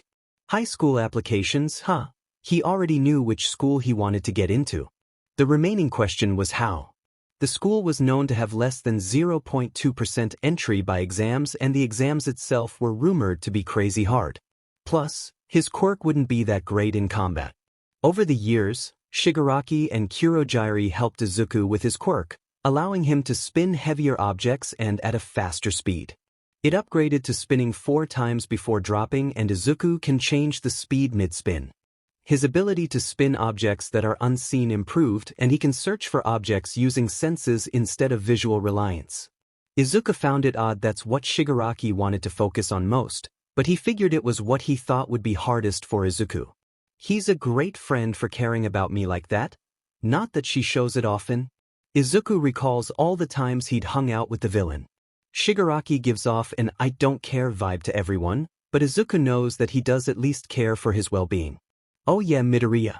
Don't you want to go to UA too? The teacher's voice cut through the air as Izuku raised his head at the mention of his name. He looks around to see Bakugo standing in his desk looking at him with an enraged expression. The whole class stayed silent for 6 seconds before laughter erupted. Midoriya? You're kidding, right? There's no way you're getting into the hero course with a weak quirk like yours. Izuku shrunk down into his desk, trying to make himself as small as possible. A fiery fist hit his desk, causing Izuku to fly back out of his seat. A loud yell came along with the explosion. Listen up, Deku. You're even worse than the rest of these damn rejects, you weak wannabe. You really think they'd let someone like you in when they can have me? Katsuki kept his hand at the ready, as if he were to attack any second. Izuku crawled backwards into the wall. No way. You got it all wrong. Really? I'm not trying to compete against you. You got to believe me. Izuku put on a fake smile. He'd never let Bakugo have the satisfaction of seeing him beaten in such a state. All Might smiles at every danger, so he has to do the same. It's just that I wanted to be a hero since I was little, Izuku scrambled to gain the tiniest amount of confidence to look Bakugo in the eyes. He failed and looked away again. I may not have a quirk as strong as yours, Izuku summoned the courage again. But I can still try my hardest, can I? Bakugo let smoke rise from his hands as he started berated Izuku again. You'll never be able to hang with the best of the best. You'll die at the exams. Izuku swore that his classmates were replaced by scary red-eyed monsters with the classroom turning a dark purple shade. Weak-ass Deku. The school's already crappy. You really want to embarrass it more by failing it so hard. In another part of the city, a cry for help rang throughout the streets as a certain hired slime villain ran with money stuck to his body. Hey, get back here. Someone stop that monster. A store clerk ran out to the street to see the villain run off. Dude, where are all the heroes? Normally someone would swoop in right away. Maybe they're all busy from that scene this morning? Remember when he didn't have to worry about randos with quirks all the time? Seriously, there's no stopping him. A skeleton man with blonde hair exited a convenience store with his purchase to find the commotion. Seeing no one stopping the villain, the blonde American inflated to show his second identity. Yes, there is. You know why? The slime villain turned his head to see just the man he needed to grab the attention of. All he has to do now is evade capture until a certain point. An underpass near a junior high, he believes. I am here. The school bell rang, signaling the end of classes and all students to head home. Izuku still sat at his desk as the classroom emptied to look at the hero reports. A fight between a villain and Kamui Woods from this morning is all over the news. A new hero called MT Lady also debuted. Better write some notes down while information is available. After meeting Shigaraki, Izuku took up the hobby of writing notes about heroes and their fighting styles, weaknesses, strengths, and any information he could get his hands on. When he showed them to everyone at the bar, he was complimented for his analyzing skills. When he showed them to Bakugo, he got a burn on his cheek and insulting words. It was clear which party he enjoyed the company of more after that. So far, Izuku had 12 complete notebooks at home and number 13 on his desk next to him. Just as Izuku reached for his book, it was swiped and held above his head. The culprit? None other than Bakugo Katsuki, of course. I don't know what you think you're doing, Deku, but we're not done. Izuku's eyes widened at the sight of his tormentor in front of him. What ya got? His diary? Bakugo's two lackeys strolled up behind the blonde. Don't tell me you're taking notes on how to be a hero? That's so pathetic. If Izuku remembers correctly, the guy laughing was the same person from grade school. His quirk allows him to elongate his fingers. He's delusional. The other lackey with brown hair joined in on the laugh. Izuku let out a nervous laugh as he was reminded of the pain in his stomach, causing him to be unfocused all day. Huh? Real funny guys. Just give it back. Bakugo set both hands on the front and back covers. He let out an explosion through his hands and Izuku let out a small scream of terror. That's so mean, and Bakugo threw it out the window. Izuku promptly let out another small scream. HMPF. Most first-string heroes show potential early on. People look at them and just know they're destined for greatness. Izuku shook as Katsuki made his way closer to him. When I'm the only student from this garbage junior high to get into UA, people will start talking about me like that. They'll realize I'm legit the next best thing. A proud smile found its way to Bakugo's face. That's not ego talking, I just know I'm good. Bakugo placed a hand on Izuku's shoulder, causing the poor boy to flinch at the contact. Smoke rose from the hand as Izuku felt his shoulder bruising under the now ruined fabric. Here's a little word of advice, nerd. Bakugo leaned in close as Izuku's eyes were still trained on his blistering injury. Don't even think of applying or else. The smug smile on his face made Izuku want to crawl into a box and never be seen again. He couldn't even get proper words out as fear froze the veins in his body. Bakugo and his lackeys proceeded to make their way out the room when someone spoke again. That's just sad. I thought you would at least have some fighting in you. The black-haired guy turned back to look at Izuku. He finally gets it. He'll never be a hero with a quirk like his. Better to find out now instead of later, I guess. The finger guy threw in his own comment. You know, if you really want to be a hero that badly, There actually might be another way. Bakugo stopped at the door to speak once more. Just pray that you'd be born with a useful quirk in your next life, and take a swan dive off the roof of the building. Bakugo and the two friends behind him laughed once more before leaving. Izuku was all alone in the classroom as tears slowly fell one by one. He lifted his head up to see if he could stop the crying, but the salty water didn't end. He knows. Izuku knew he shouldn't give in to Dump's taunts like that so easily, but it didn't make them hurt less. He'd thought about it before. Taking his own life to end all the harsh words, the pity looks, the beatings, being treated less than trash just because he wanted to be a hero with a quirk like his. All of it could have been over with just one cut, one jump, one fall, one stab, one drug, one anything. But Izuku held on as long as he did for his mother, who already had to deal with so much being a single mother. He held on for the off chance that maybe, just maybe, Bakugo would be his friends again. And he held on to his friends at the bar who became family in everything but blood. Shigaraki, Kurogiri, Sensei, the villains that come to the bar for a drink here, and they're telling Izuku of their life and fun stories. The bar. Izuku needed to get to the bar quickly in time to give Shigaraki his gift and join the actually party. Kurogiri and Sensei wanted Izuku be there the whole time, so arranged for it to be held after school was over. His dark thoughts had to be put on hold as Izuku wiped away the tears. He needed to get to the place where his happiness is stored. Making his way to the front entrance, Izuku turned the corner to find out where his notebook landed. Please be okay, please be okay, please be okay, and it's in the koi pond. The fish were eating at the pages Izuku spent time and effort to fill with information. Taking it out, Izuku muttered to the fish. It's not fish food. Give that back, damn it. Staring at the burnt and ruined notebook, Izuku could only say one thing. Stupid jerk. All Might didn't know how much longer he could afford to chase after the Smile villain. His 3-hour time limit was quickly approaching and the villain had just entered the sewer system. Instead of chasing the villain in the streets with his side causing extreme pain, he had to chase the villain in the smelly sewers with his old injury causing severe pain. The slime ball just surfaced and he needs to follow it. When All Might exited the poop tubes, he came across what looked to be a boy in a junior high uniform suffocating in the slime. Announcing his famous catchphrase, All Might threw back his fist for a smash to blow the villain away. It works in a... The boy is choking. I should really help him, but I'm in a huge rush and need to get this villain in custody. All Might looks to see the boy unconscious on the ground after signing a notebook he also found on the ground. Seeing as he really should help the boy now that the villain's subdued in unsteady plastic bottles, All Might crouched near him to repeatedly slap him in the face. Okay then. Izuku's head and lungs hurt as well as his face, like someone was hitting him over and over and over and over again. He opened his eyes to see someone was actually hitting his face. And that person was his #1 idol. So I did in fact die and went to heaven. Well, my life was fun while at law. Oh, who am I kidding? My life was a terrible mash of pain and misery. The only good parts were my mom and with Tamura Nii-sen, Kurogiri, and Sensei. Young man, I see you are awake. Finally.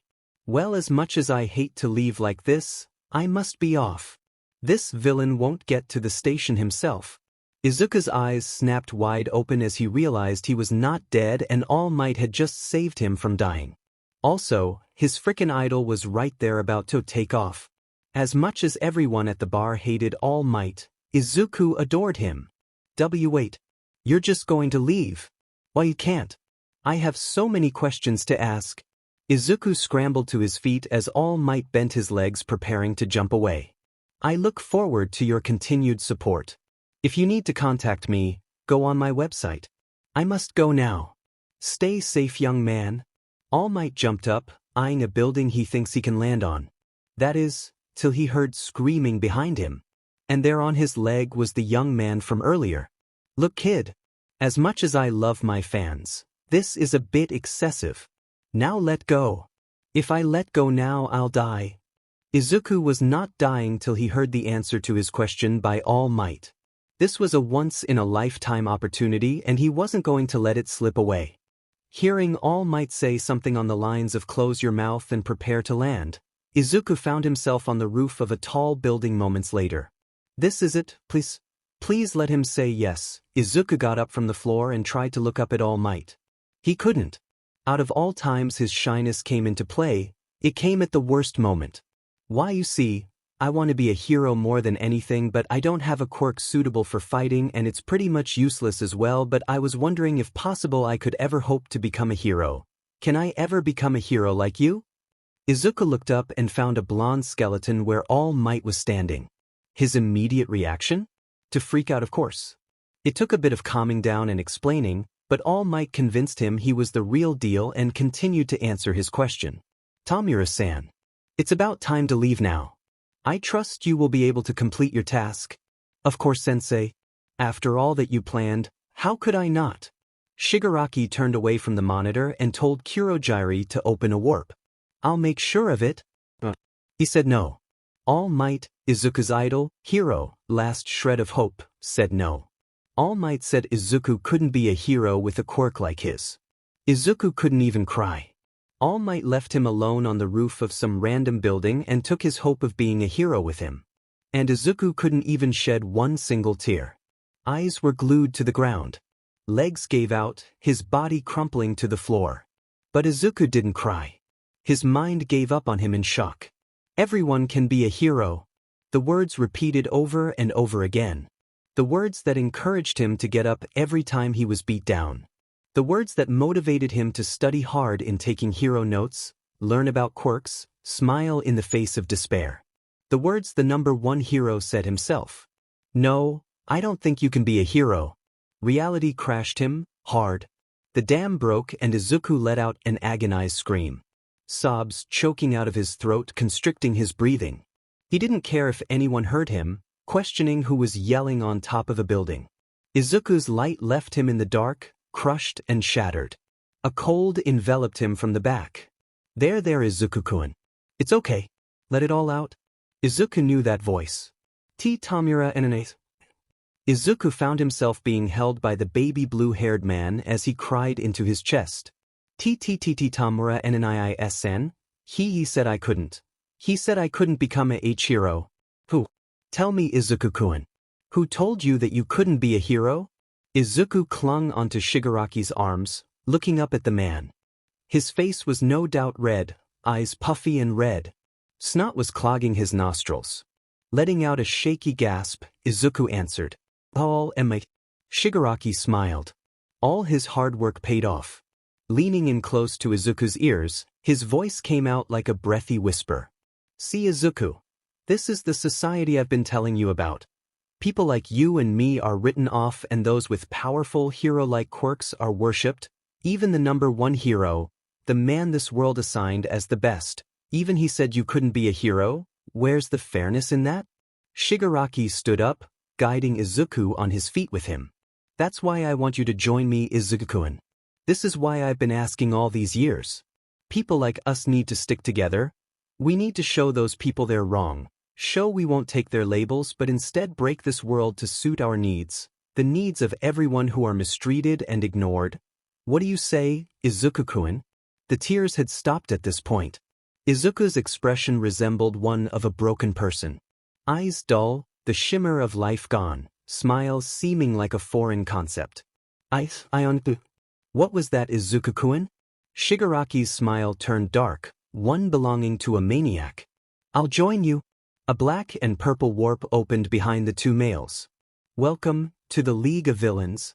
Izuku stepped in with Shigaraki, finding himself in the comfortable atmosphere of the bar. The green-haired boy raised his head to take in the room. I'm home. Shigaraki sat Izuku on a bar stool, Kurojiri wiping a wine glass at the counter. The monitor flickered alive in the background. I take everything went well? Like I said, Sensei, I made sure of it. Shigaraki stared at the overly sweet cake still on the counter, left there from the morning. The candles burnt at the tip, signaling their use. My wish came true after all. Happy birthday to me. All Might walked down the stairs of the building he landed on with the boy. He needed to get the villain to police custody. Patting his pockets, All Might felt a rush of shock throughout him. Looking down, he saw his pants pockets empty and the villain nowhere in sight. Hearing a loud bang, All Might rushed down the stairs as fast as he could and took to the streets. Midoriya Izuku was always a worrier. She was a single mother looking after her bullied baby child, her precious bundle of joy, the only family she had left. Her parents died years ago and her husband. Izuku looked to the dining table in the kitchen. The third chair that may forever remain empty. Izuku felt bad she never told Izuku about his father, but it wasn't the right time. Maybe when he's old enough she'll tell him, but as of right now, there was already enough stress on him. The plan with Mitsuki having Katsuki be with Izuku failed. Instead of the constant contact pushing the two boys to friendship, it ended up with Izuku coming home with more burns than before. All Izuku can do now is help her baby through his problem. All Might turn the corner to find the source of the commotion. The slime villain that he defeated and shoved in bottles was on the loose, having captured another poor kid. The kid was setting off explosions from his hands, a powerful quirk indeed. He needed to help. It was his fault the villain got away. As a pro-hero, All Might had to be aware of a villain's location at all times. Especially one he kept in his pants pocket. All he could do was watch and wait till a hero with a more suitable quirk came along.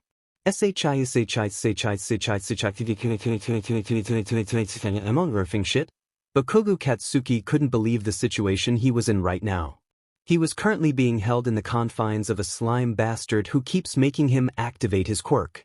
Worst of all, the heroes were just watching him on the sidelines without doing anything. All of them were useless. He's suffocating in a rancid pile of goop and the so-called pro-heroes, the protectors of the people, were just watching him suffer in here. Bakugo felt woozy. His oxygen was cut off a long time ago and eyes tearing up.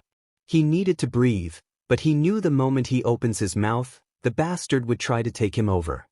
His vision was blurring, muffled screams of the pros telling him to hang in there. Weaklings. All of them. Just a few more seconds, kid, and you're gonna be at the mercy of my hands. The villain's grip on him seemed to have gotten tighter. Bakugo couldn't die here. He needed to be a pro-hero. Better than these D-listers. He's gonna be the #1 hero. Better than All Might. Also he can show that useless Deku not to look down at him. But none of that would be happening at this rate. The slime bastard would smother him to death. He's going to die. Bakugo Katsuki, the future #1 hero, is going to die. The person with the best quirk is going to be ended by a low-ranking villain. And Bakugo was having none of that shit. He's going to be the best. He needs to prove that he'll stand on top. Everyone else is below him. Bakugo Katsuki doesn't know the word defeat. And he'll fight his way up to the top. He'll fight, and fight, and fight, and fight, till he establishes that he's the best. Better than Deku. An eye catches Bakugo's eye. It was floating around above his head, clearly belonging to the villain. This is his one chance. An opening. And he's going to take it. With all the strength he could muster in his oxygen-deprived state, Bakugo adjusts his hand to aim for the floating organ. He activates his quirk. He can breathe, but only for a second. But that second was all he needed. It confirmed all he needed to know. Blast after blast paraded the fiery street. Every single one of them at the villain in a specific spot. There's blood, but it doesn't belong to Bakugo. A blur of red, yellow, and blue rushes by. He's free. It's raining. And All Might is standing over him with that annoying smile of his. He failed. Bakugo failed to save himself. And he's enraged. Midoriya Izuku glanced over to the living room clock. Dinner was all set up at the table, yet she was waiting at the door, food becoming cold. 8:47, where could he be? He should have been home hours ago. He wasn't picking up his phone. She didn't receive any messages or texts. She has waited long enough. Grabbing her coat and purse, Izuku left her apartment. She always feared a day like this would come, every mother does. All Might sat in his deflated state at the police station. He was currently filling out the paperwork for capturing his most recent villain. Letting out a sigh, All Might Yagi Tashinori thought back to the blonde junior high student he rescued. The glare of his blood-red eyes sent was not a look a boy like him should ever sport. Instead of being happy to see him, the boy had scowled, cursed, and left the scene against the medic's presence protest. The door to the police station slid open. A plump, green-haired woman barged through. Yagi could hear everything she was saying to the person behind the desk. "Please, you have to help me. My son, he hasn't come home and it's already so late. I tried calling and texting him, but it all goes on voicemail or unread. I don't know where he could be. He usually comes home straight away after school. A missing boy, huh?" Yagi's seen many cases like those in his career as a pro. The sad part about that is most missing children are never found again. Even in the number that are found, a handful of those victims are dead by the time they're discovered. "Okay, ma'am, I'm going to need you to fill out this missing persons form and submit a picture of your son. Once you complete that, your son will be added to the list for missing persons and police and heroes in the area will be alerted to look out for him." The attendant behind the desk hands the woman a clipboard with papers attached. Accepting the sheets, the woman sits on one of the chairs in the small, crowded waiting room. Just so happens the only seat left was right next to Yagi. Yagi didn't want to pry. This was a sensitive matter. But he was also a pro-hero. And going to be in this area for a while, so this technically fell within his jurisdiction.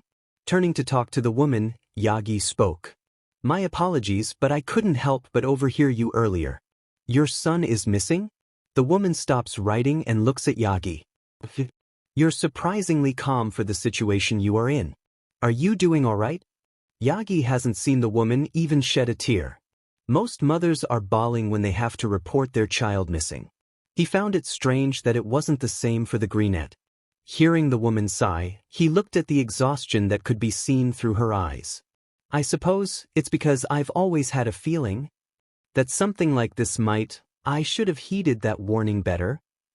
Yagi was taken aback by this. A mother who knew her son would be missing one day? "If you don't mind me asking, what led you to think this?" The woman got up to submit the form and picture. Sitting back down next to Yagi, she offered a smile.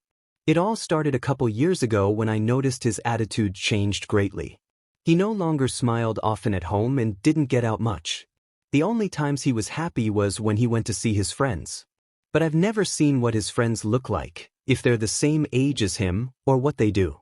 But I never asked him to stop seeing them cause it was the only times I could see my baby smile."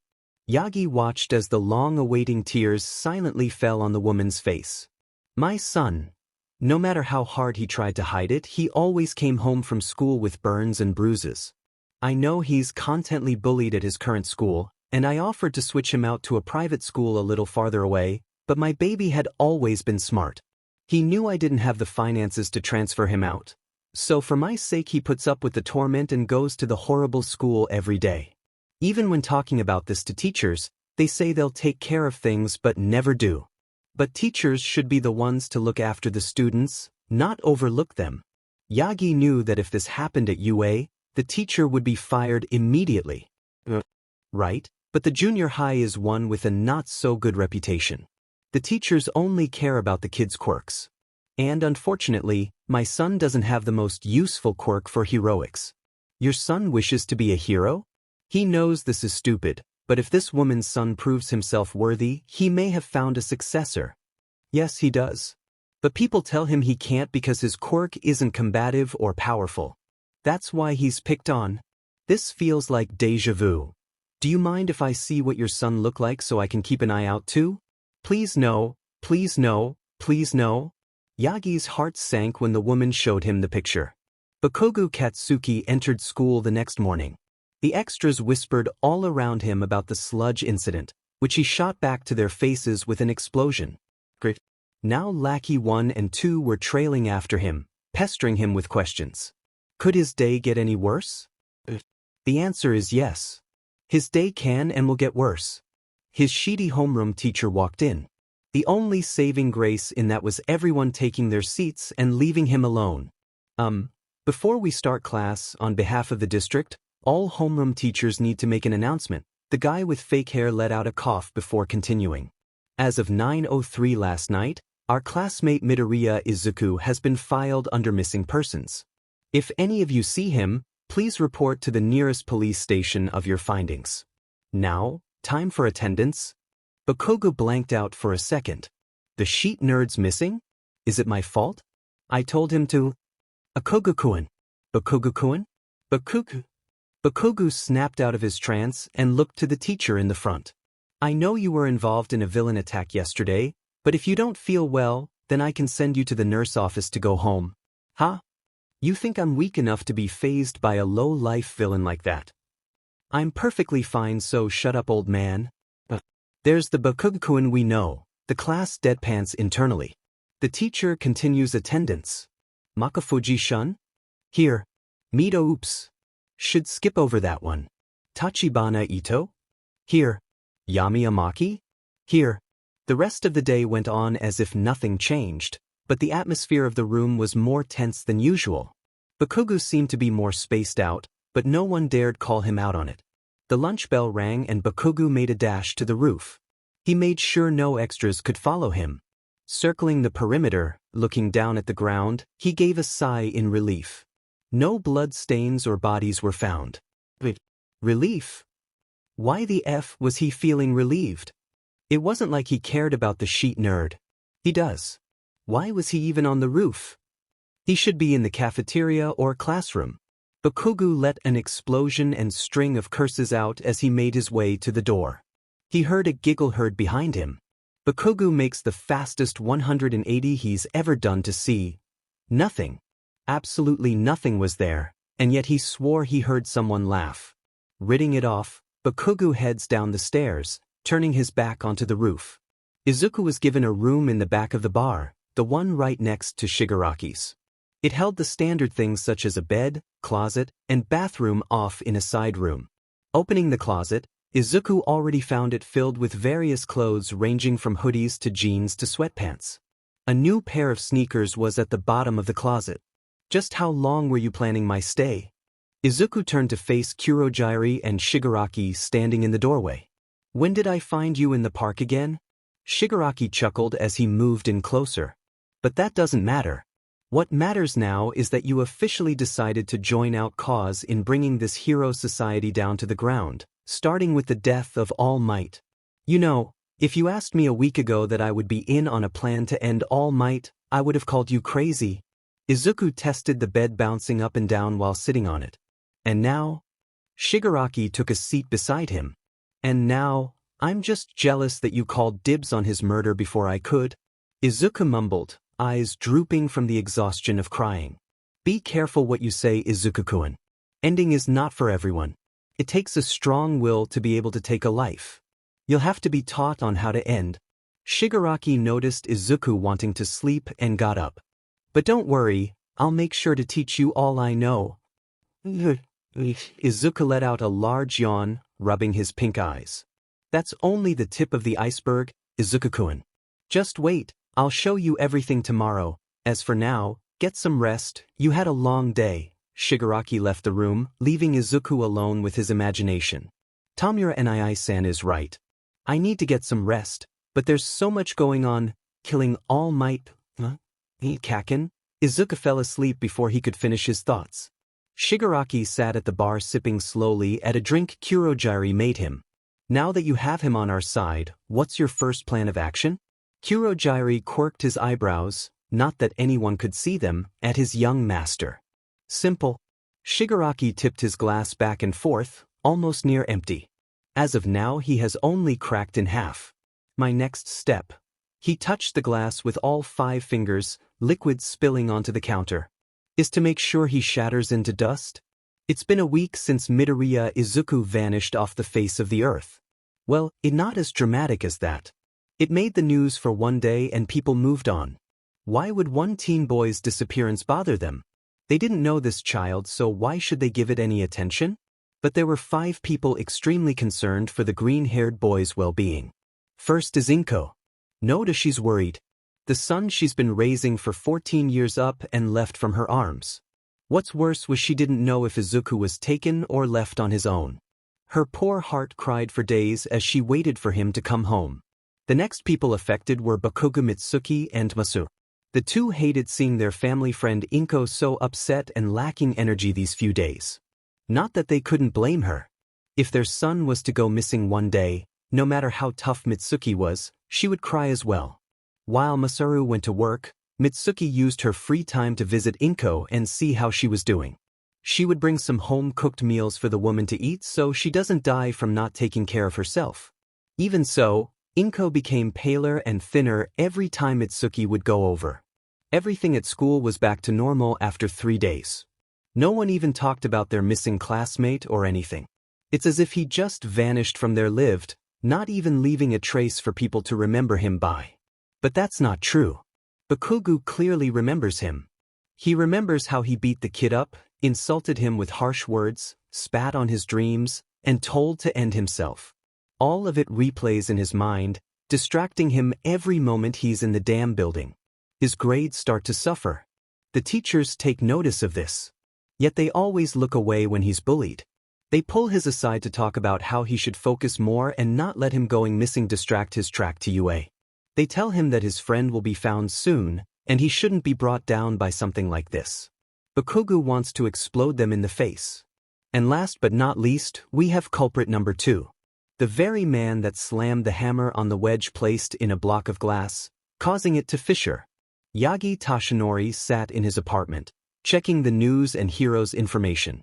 That comes with his title of number 1, symbol of peace. Nothing. Not a single sighting of the freckled boy that asked him an innocent question on that rooftop.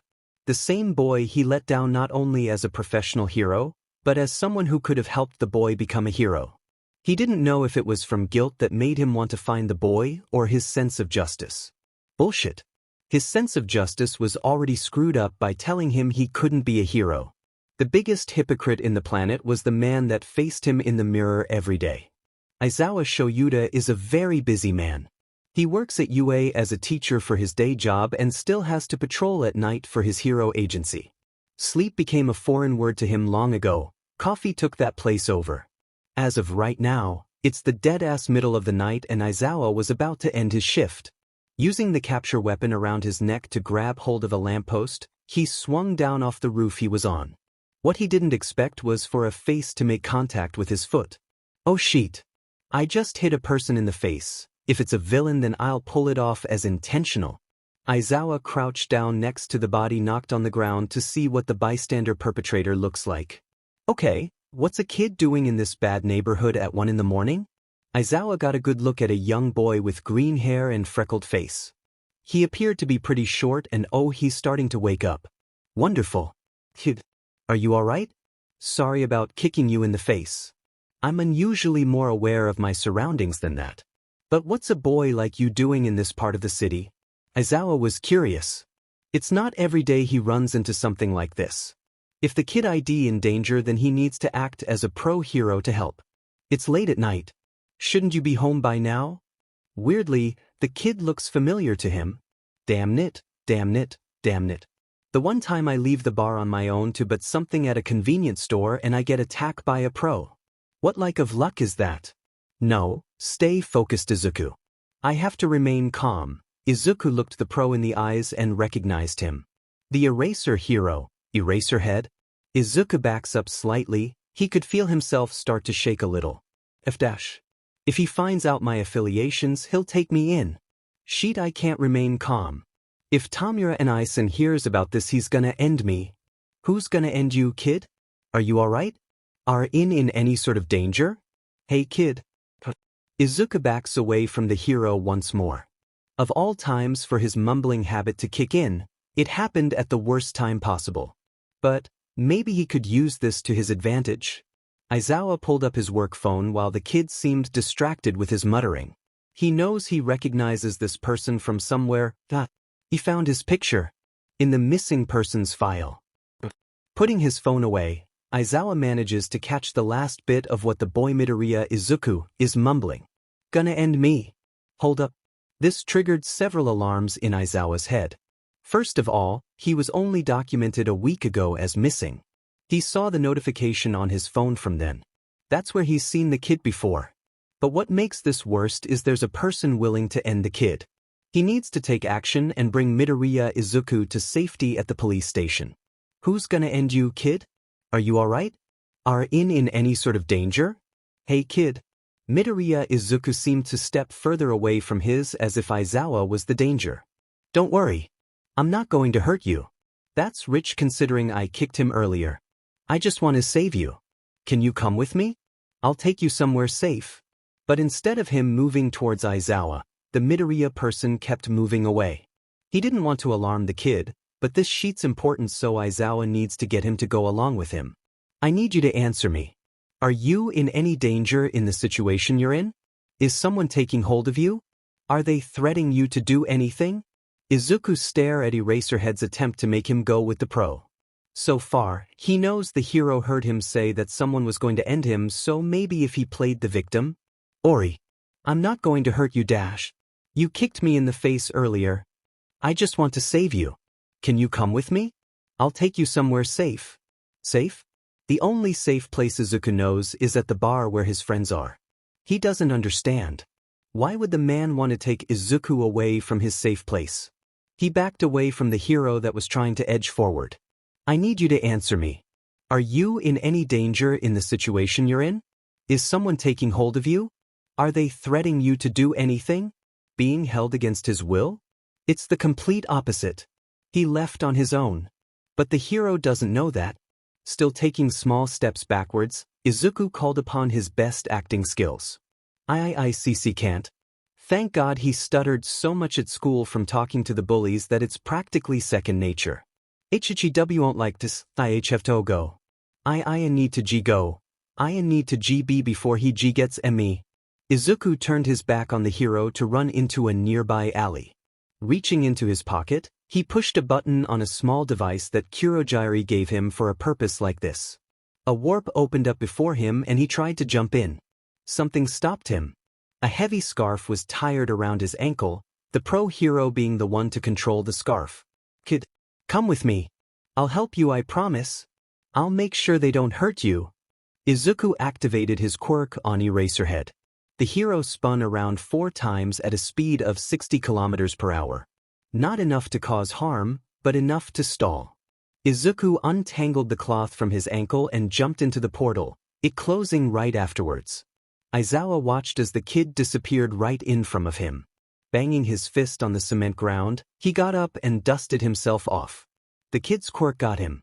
He didn't have time to activate his quirk and stop the kid or to see if he could get rid of the swirling black and purple mist that showed up. But at least he knows one thing. It's far from good news, but at the very least it narrows down the search for Midoriya Izuku. The portal that showed up in front of the boy belonged to no other than Kurogiri of the League of Villains. This night just got worse for Aizawa Shoyuta. Are you completely sure, Eraserhead? What you claim is no small thing. This could be a major jumpstart on this missing persons case.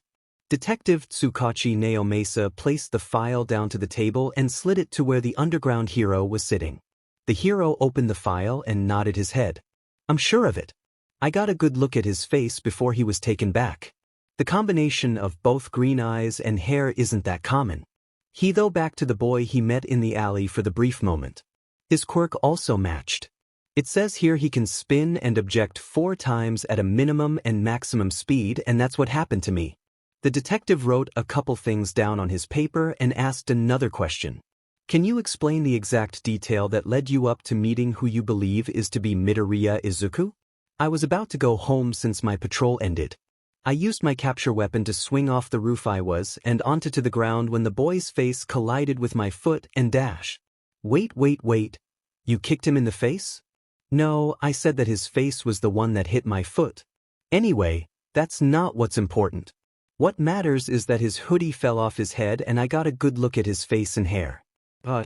Recognized it from somewhere, so I pulled up the database having a feeling that he was the one reported a week ago. Aizawa stopped to take a sip of water. My hunch was correct, and I tried to get the boy to come with me, but he said that someone was going to end him. Tsukachi stopped writing his notes and looked up to the pro hero. So he's being threatened? Is that why he may not have gone with you instead? Most likely. Aizawa started, but the detective cut him off. But if he had the chance to go with you and away from the villains, then why didn't he? He could have left with you and we would have kept him safe. Maybe along with ending him, they threatened someone else dear to the kid. Is there anyone you can think of? Aizawa knew that the kid was probably only going along with their wishes because they were manipulating him. There's one person. Aizawa turned to the detective, no longer just staring at the table. The one who filed Midoriya Izuku missing, his mother, Midoriya Izuku. The detective took off his hat, the thing now bothering him in such a delicate matter. And judging by this organization, I wouldn't put it behind them to have figured out where she lives. Then we have to act fast but not look suspicious. If the villains see their one advantage in our protective care, they could get sloppy and harm the kid instead. He's already in their hold and that alone is not a good thing. Aizawa stood up, heading for the exit. I told you all that happened in those brief 3 minutes. I need to get going, but alert me if you find something else. I'll keep a lookout for him on my patrols as well. See you later, detective. Tsukachi stood up to bow the hero goodbye and say one last thing. Very well then, Eraserhead. I hope I don't have to remind you that this information staying within the people assigned to this case. Word gets out, who knows what could happen? The hero nodded as walked out of the room. Tsukachi slumped back down into his chair when he left. This case had just taken a delicate turn, one that needed to be executed with caution. With an eyewitness account, the last known appearance of Midoriya Izuku has been jumping into a warp created by the quirk of a member of the League of Villains. Yagi Tashinori waited long enough. He needed to set things straight. Making sure no one was looking, Yagi transformed into All Might and knocked on the door. A faint coming was heard on the other side and the door opened to reveal a woman. Her green hair was disheveled all over the place and eyes bloodshot. Her skin was pale as well and she looked like she got slimmer in the week he hadn't seen the lady last at the police station. Hello. Midoriya Izuku-san, I presume. The lady nodded and offered All Might to come in. Accepting, All Might crossed into the threshold and took a seat on one of the couches in the living room. He found it to be a quaint apartment. It had enough to support the family of mother and son. What is someone like yourself doing here, if I may ask so bluntly? All Might turned his attention back to the woman and cleared his throat. Oh. I came here to first and foremost apologize, Midoriya-san. Izuku was confused. What did the number one hero need to say sorry for to her? I actually met your son the day he, went missing, and I have said a few choice words that I wish I did not. What do you mean by that? Izuku was starting to worry. What could the hero possibly mean? He met Izuku the day he vanished? I cannot express the amount of regret I feel towards my actions, but I must explain to you what happened that day, just 1 week ago. Izuku honestly didn't know what to think when the number one hero left her small apartment.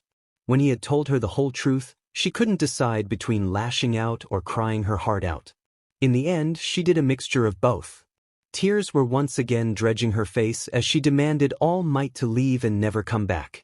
Thinking about it logically, it might have been harsh to just say that she would never forgive someone who felt guilty, but she was a grieving mother of a baby boy she questions if she'll ever get the chance to see him again. Sliding down the door, Izuku buried her face in her hands and cried herself unconscious. Izuku lopped around his new room, wanting to decorate the place a bit.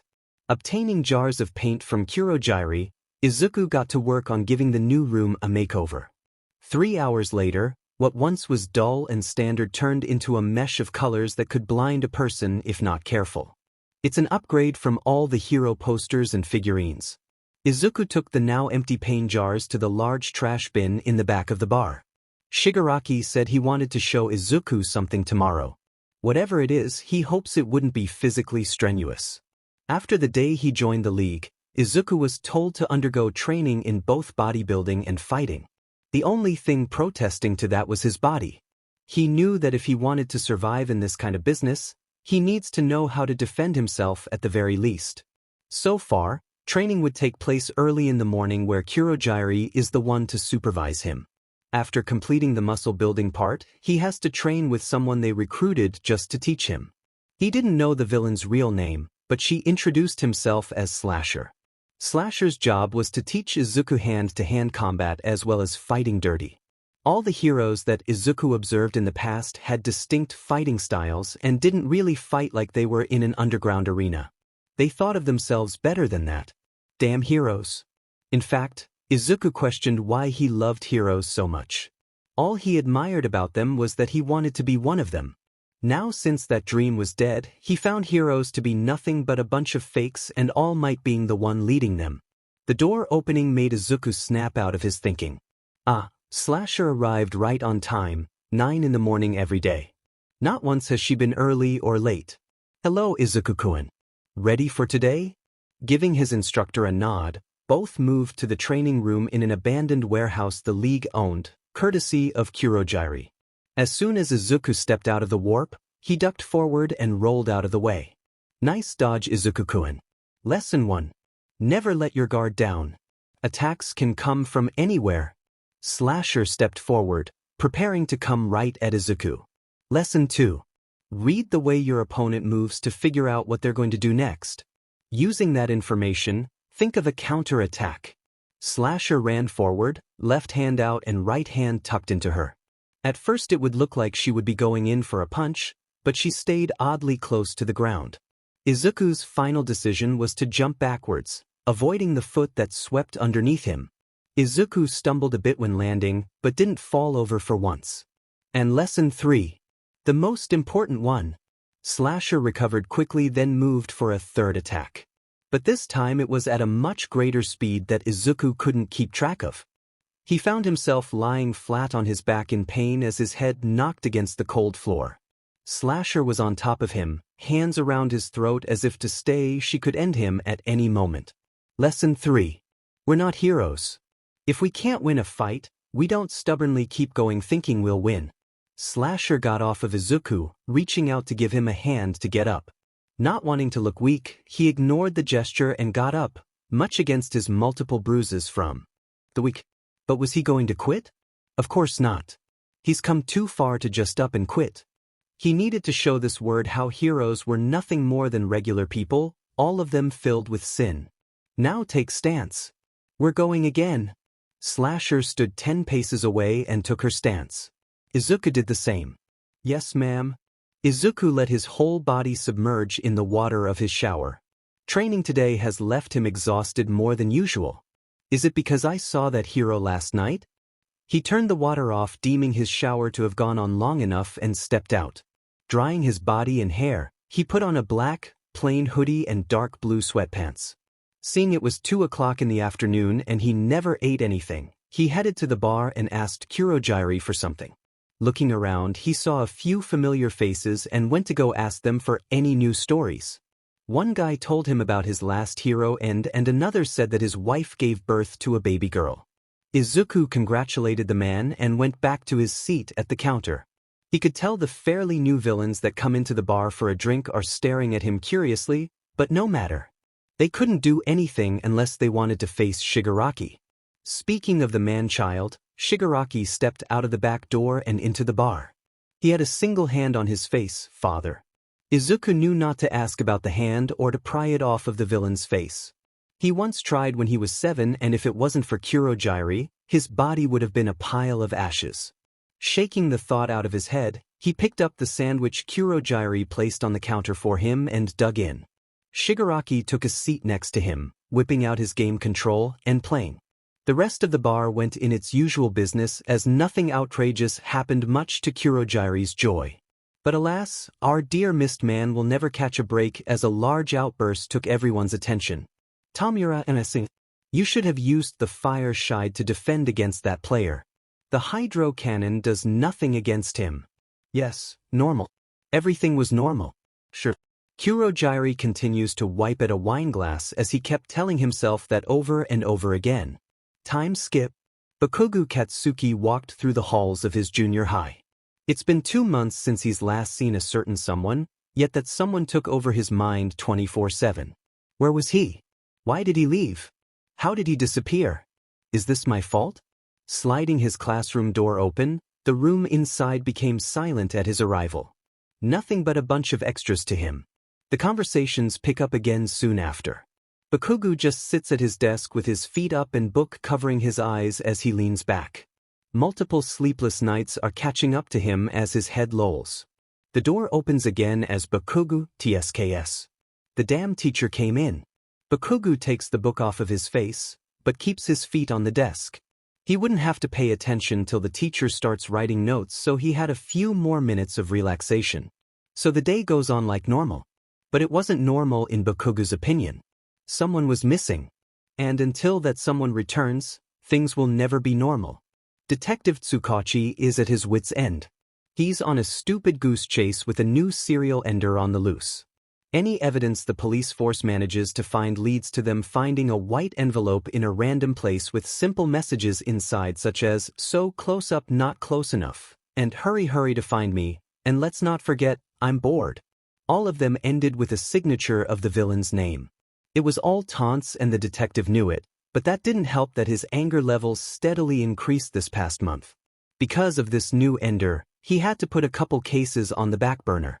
His most regretful case was the disappearance of a certain teenager 2 months ago. But as much as it pained him, he needed to focus on this one. The chief of police placed this as his responsibility and he needed to see it through. All the victims had one thing in common. They were all heroes. Each and every one of them.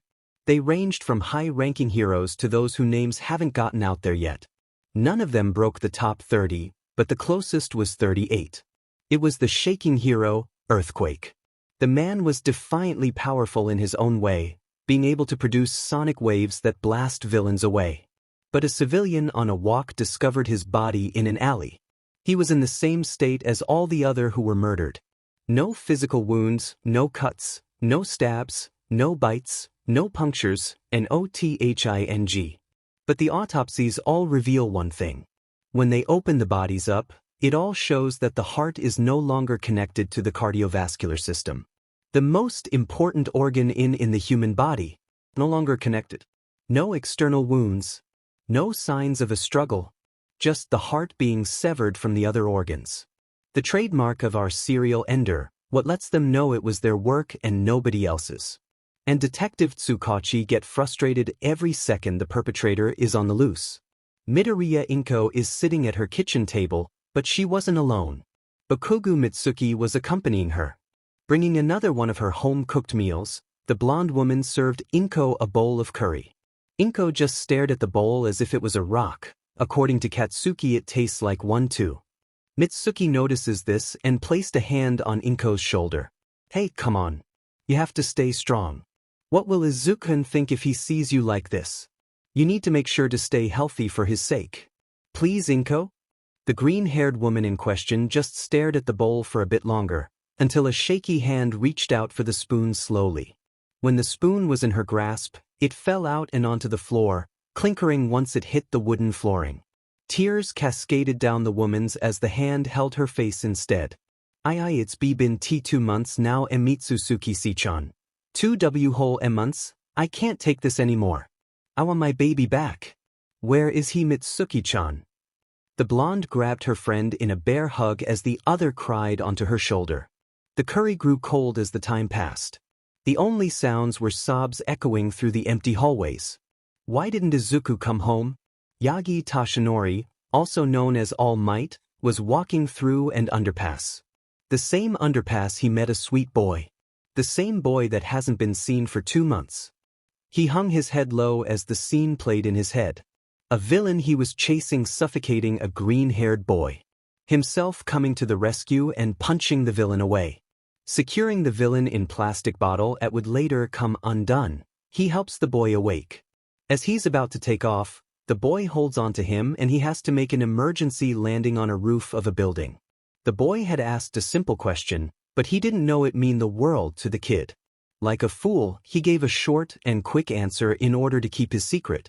He would never forgive himself for leaving the boy like that. 'Cause according to his friend in the police force, the last known witness of Midoriya Izuku is in the hands of villains. Yagi wished he had been more considerate to the boy, making sure he was safe before leaving instead of placing him on a random roof alone. It's his biggest regret ever since his battle with All for One. Night befell the city and Izuku was hiding in the shadows behind his next target. This would make it his 10th end, a double-digit number. Technically this would be his 18th time ending a person, but the first 8 had been times where Shigaraki already had the hero. Tied up in one of the league's warehouses. Twice a week in the first month Izuku's been at the bar, Shigaraki would take him to the warehouse and steal his mind that ending heroes was a good thing. It had been hard at first, but Shigaraki was there to guide him through it the whole time. Embarrassingly enough, he admits to have cried and collapsed on the floor the first time the deed was done, but an ice cream bowl and calming pats later from Kuromam helped greatly. Back to the current situation, Izuku was tracking the wind hero, Blaster. He was ranked 20th on the official charts and patrolled late at night once a week. What better way to celebrate an anniversary? Circling around so he was in an alley where the clueless hero would walk past, Izuku knocked over a metal garbage can and yelped out. Just as predicted, the hero ran into the alley and spotted Izuku. "Hey, are you alright?" The hero crouched down low to where Izuku was laying. Donned in all black, Izuku wore his hoodie and sweatpants when out. If he was going to have fun, might as well have fun in comfortable clothing.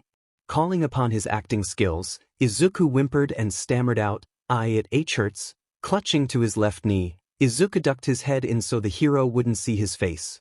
"Alright, I need you to be strong. Do you think you can stand up? Do you want me to call an ambulance?" Blaster places a hand on Izuku's shoulder as a sign of reassurance. Izuku wants to burn his hoodie because of it. Taking one of his hands off his knee and grabbing onto the hero, Izuku leans his face in closer and whispers, "I would say that you'd be needing the ambulance instead, but why bother if you're just going to be found dead?" Before Blaster could act, Izuku grabs into the feeling of the hero's beating heart. He activated his quirk. The excruciating pained expression on the hero's face lasts only a second before falling limp. No longer balancing on his feet with legs crouched, the hero falls forwards in the heap of garbage. Izuku avoids the hero and gets up from the ground. Dusting himself off, he checks to make sure no one was around to witness the display. He turns the corpse over on his back and laid his hands across his chest, just like one would see if they were placed in a casket. Not wanting to give the police much work this time, Izuku just places the white envelope so it looked like the hero was holding it in his hand. Judging his task as complete, he skips out of the alley and into a dark purple warp, leaving the body to be discovered at the light of dawn. This morning at 8:36 a.m., a body was discovered to belong to the pro-hero Blaster. It was revealed that this had been the work of the pro-hero serial ender that's been on a rampage for the past month. Blaster had been the culprit's 10th ends to count. We are now bringing you to the crime scene with Hato-san. Hato-san, how it is from where you are? Good morning, Saki-san. Like every time our ender strikes, there are no signs of a huge fight, nor any damage done to the surrounding area. It's as if Blaster had just dropped dead right here in the alley. Thank you for the report, Hato-san. On other news dash, Izuku turned the TV off in the bar and smiled at his accomplishment. Taking another bite from the yakisoba bread he bought earlier, Izuku continued to eat in peace and quiet. That is until Shigaraki came into the room. Good morning, Tomura-san. Hey. Despite the curt replay, Izuku beamed that his pseudo-brother replied back. That meant he was in the mood for talking. So, Tomura-san, what do you think of my work so far? Aren't they great? Izuku asks, looking for approval. Yeah. Keep up the good work. Soon, everyone will know about you and what you're trying to do, Izuku-kun. To outsiders, it would look like a cheap reply, but Izuku took those words to heart and smiled wider. Finishing his bread, Izuku took out a workbook Kurogyari gave him a while ago and starting working on it. Quoting the Mist Mom man, just because you joined the league doesn't mean you get to skip out on your education. Izuku kept himself busy as Shigaraki turned the TV back on. Hey, did you hear? About Blaster?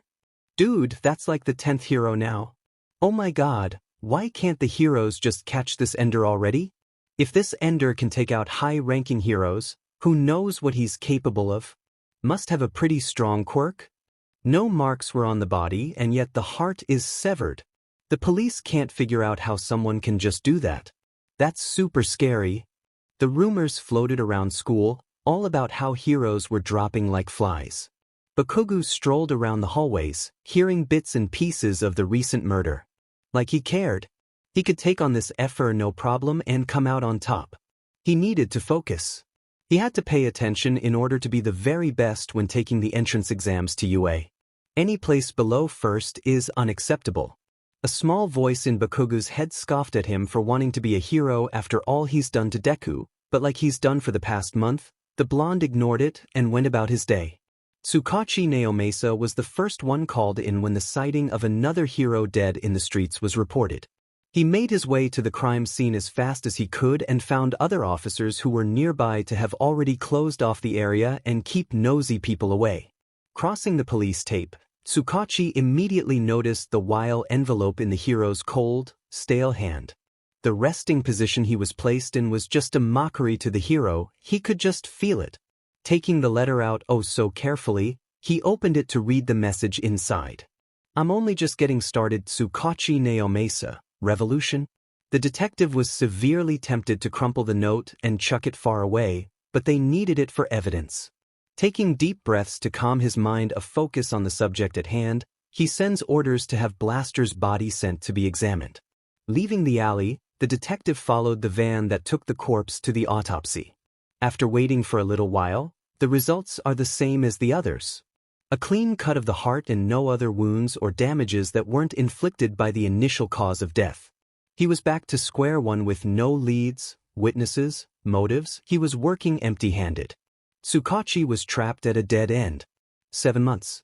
It's been 7 FNG months since the disappearance of one Midoriya Izuku. Bakugo Katsuki started his day like normal. He woke up, went for a run, showered, ate breakfast, and headed off to his crappy school. But the numerical date showing on his calendar haunted him. They say 7 was a lucky number, but to him, it felt like the date was mocking him. It would say, "Look how long it's been. See for yourself about all the suffering you caused. You made him disappear. You caused your aunt to go into depression. He's definitely dead by now. He would have never been able to survive on his own. Attacked and left to rot. There's a lot of sickos in the alleyways of the city, you know. Or maybe, it was your words that ended him instead." Bakugo felt like destroying the calendar just for saying those things to him, but after his small burst of anger passes over, he realizes this was a FING packet of paper he was talking about. He was going crazy, all thanks to him. Bakugo entered his classroom, the extras avoiding him like usual, not wanting to associate with his temper. His lackeys had laid off of him 3 weeks after the vanishing as. But that's not what he was focused on. Nope. The thing that caught his eye the most was the bloom placed on Deku's desk. A white chrysanthemum. He could hear snickering behind him. Bakugo turned around to face the culprit. A girl in his class he recognized to be a snotty brat. And that was saying something considering it was coming from Bakugo himself. She and he didn't get along well. The beach had asked him out last year and he said no.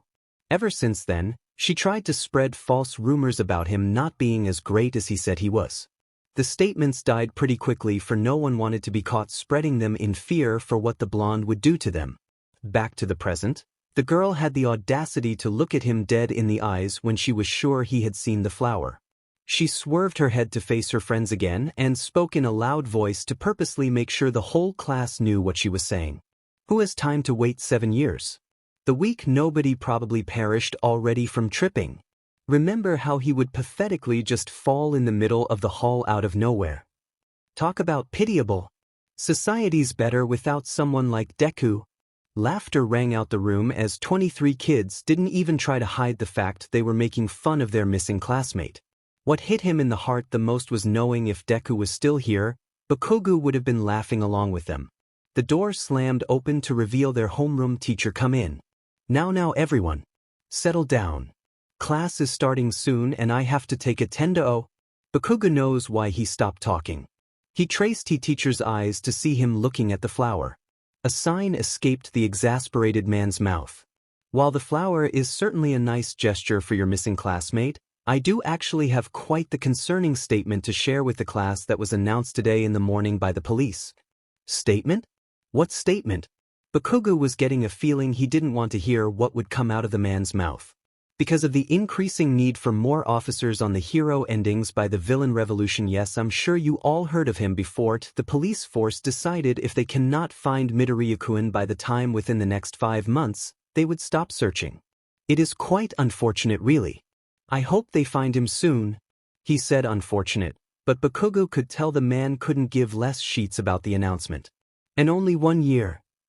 They were going to search of him for only 1 year and give up? He didn't have much veneration for the police up before, but now he doesn't even have half an ounce of respect for them. With that being said, I must continue with attendance. And Jiki Tomakun? Roll call happened as if the teacher hadn't just stabbed Bakugo in the chest. As much as he wished he could storm out, he couldn't leave and ruin his perfect attendance record. Yue would see sheet like that. But a lingering thought invades his mind for the rest for the day. How will Auntie take the news? Midoriya Izuku had a schedule to follow. Wake up at 6 to prepare breakfast for her son even though he's not there. She would then eat in solitude, pretending that her beloved baby boy would burst through the hall worrying about being late for school. He would then quickly eat and try to head out, but she would stop him to give a bear-crushing hug and kiss on the forehead. They would wave goodbye and she would wish him luck in school. Once he leaves, she would try her best to ignore seeing the red marks on the back of his neck shaped like handprints and get going on the housework.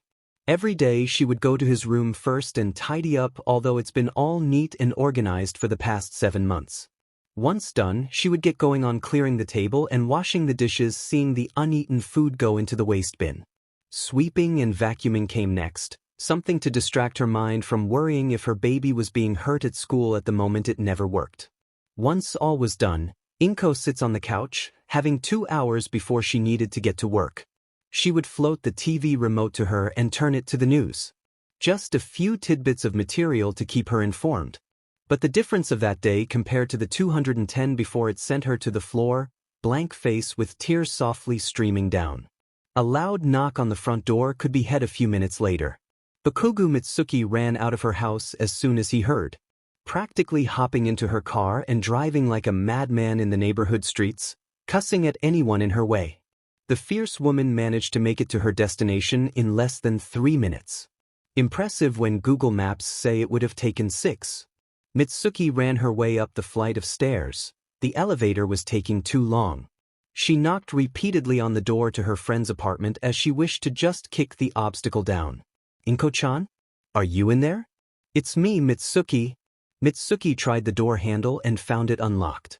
Pardoning herself, she enters the apartment to find her friend just staring at the TV. Inko-chan. Are you all right? Do you need me to call an ambulance? Mitsuki crouched to Inko's side and enveloped her in a hug. Mimimi. They're going to the dash. Hush, I know. I'm so sorry, Inko-chan. I wish they wouldn't, but you know how stressed everything is right now. That villain, Revolution, he's causing a muck all over. Especially near this area. The local police are right now in a pickle, but don't worry. Mitsuki guided Inko to the couch and stood UPS strong. Making a fist, the blonde declared, "'Cause that doesn't mean we're gonna stop searching for him on our own. You with me?" Mitsuki sat back down and wiped away her friend's tears. So there's still a chance, Inko-chan. Enveloping her in a big hug, Mitsuki spoke in a gentle voice. There will always be a chance. Oi, Izuku-kun. Take a look at this. It's hilarious. Shigaraki was pointing at the television screen as it played the news. Izuku emerged from the back rooms, sliding into one of the stools. What got you in such a happy mood, Tomuren? The dam system. That's what. Look what they're saying about you. Izuku listened to the broadcast for a minute, everything silent for a minute before a small chuckle slipped out from the green-haired villain. Izuku might have been rolling on the floor at this point, his head and spine arched back till he then came back in on himself, grabbing at his arms, clawing at them. They're giving up looking for me just so they could try hunt me down. Oh, this is just too funny. His face returned to normal and the giggles stopped. An unfitting murderous look formed as Izuku's expression. I can't wait to see them try. It was barely past 2 in the morning when Izuku plucked out his next victim. He was walking out in bright nightlight, the street lamps to be the only thing providing any light. The clouds overhung in the sky, threatening to send down heavy water drops any moment. He needed to be quick if he didn't want to be caught in the rain. He heard footsteps approaching. He did nothing. All Izuku needed to do was walk past any patrolling hero and collapse on the street. Like script, the hero rushes over to ask if he's okay. Izuku looks at the hero's face. It's not the one he's looking for. How unfortunate for him, and the one he recognizes as the hurricane hero, Water Vapor. His quirk allows for minimum control over water and air to form. Essentially a mini hurricane, hence the name. And of course Izuku has dirt on the hero. Water vapor always focuses on villains more than the citizens that gather to watch. He suspects the name has some kind of self-confidence issue he tries to make up for by using too much brutality against a villain. His villain end rate is 2 out of 15 and the other 13 are injured heavily. His young and handsome face makes him a fan favorite to women, so his popularity is quite high. Izuku finds him to be a hero worthy of death. Still acting, Izuku sinks into himself using his arms and legs like he's in fetal position. He's been using this strategy from the beginning and it works most of the time. The other times are when the hero doesn't bother to even help him when there's no publicity to gain. But at least Izuku then know for sure it's okay to end the piece of scum. Although this hero did come over to help, Izuku already deemed him a goner as soon as he did his research and analysis in his notebook. The hero loomed over him, asking if he was okay, but not touching him. He was grateful for that. Izuku hates human contact if it's not from someone he trusts. Acting fast, Izuku slams his palm into the water vapor's chest as activated his quirk with practiced precision. He made sure to catch the still very warm corpse once his legs no longer help up the weight. His signature style is to not let the hero have any injuries when facing him. He couldn't have him falling over and cracking his skull or something. And yes, the man was extremely heavy, but Izuku sucked it up and dragged him into the alley behind him. Now all that's left is to leave his 34th note somewhere and wait for the break of dawn. Tsukachi Naomasa banged his hands on his desk, rising from his seat and swiftly grabbing his coat. He and another officer waiting entered the squad car and drove off to their destination 10 minutes away. Once entering the scene, he ordered for a clean sweep for clues that could lead to a certain little note. Without fail, Tsukachi always found one hidden somewhere nearby. He would have given up after the 25th note he found with taunts, but it was like something was making him seek out the letters as if it was routine.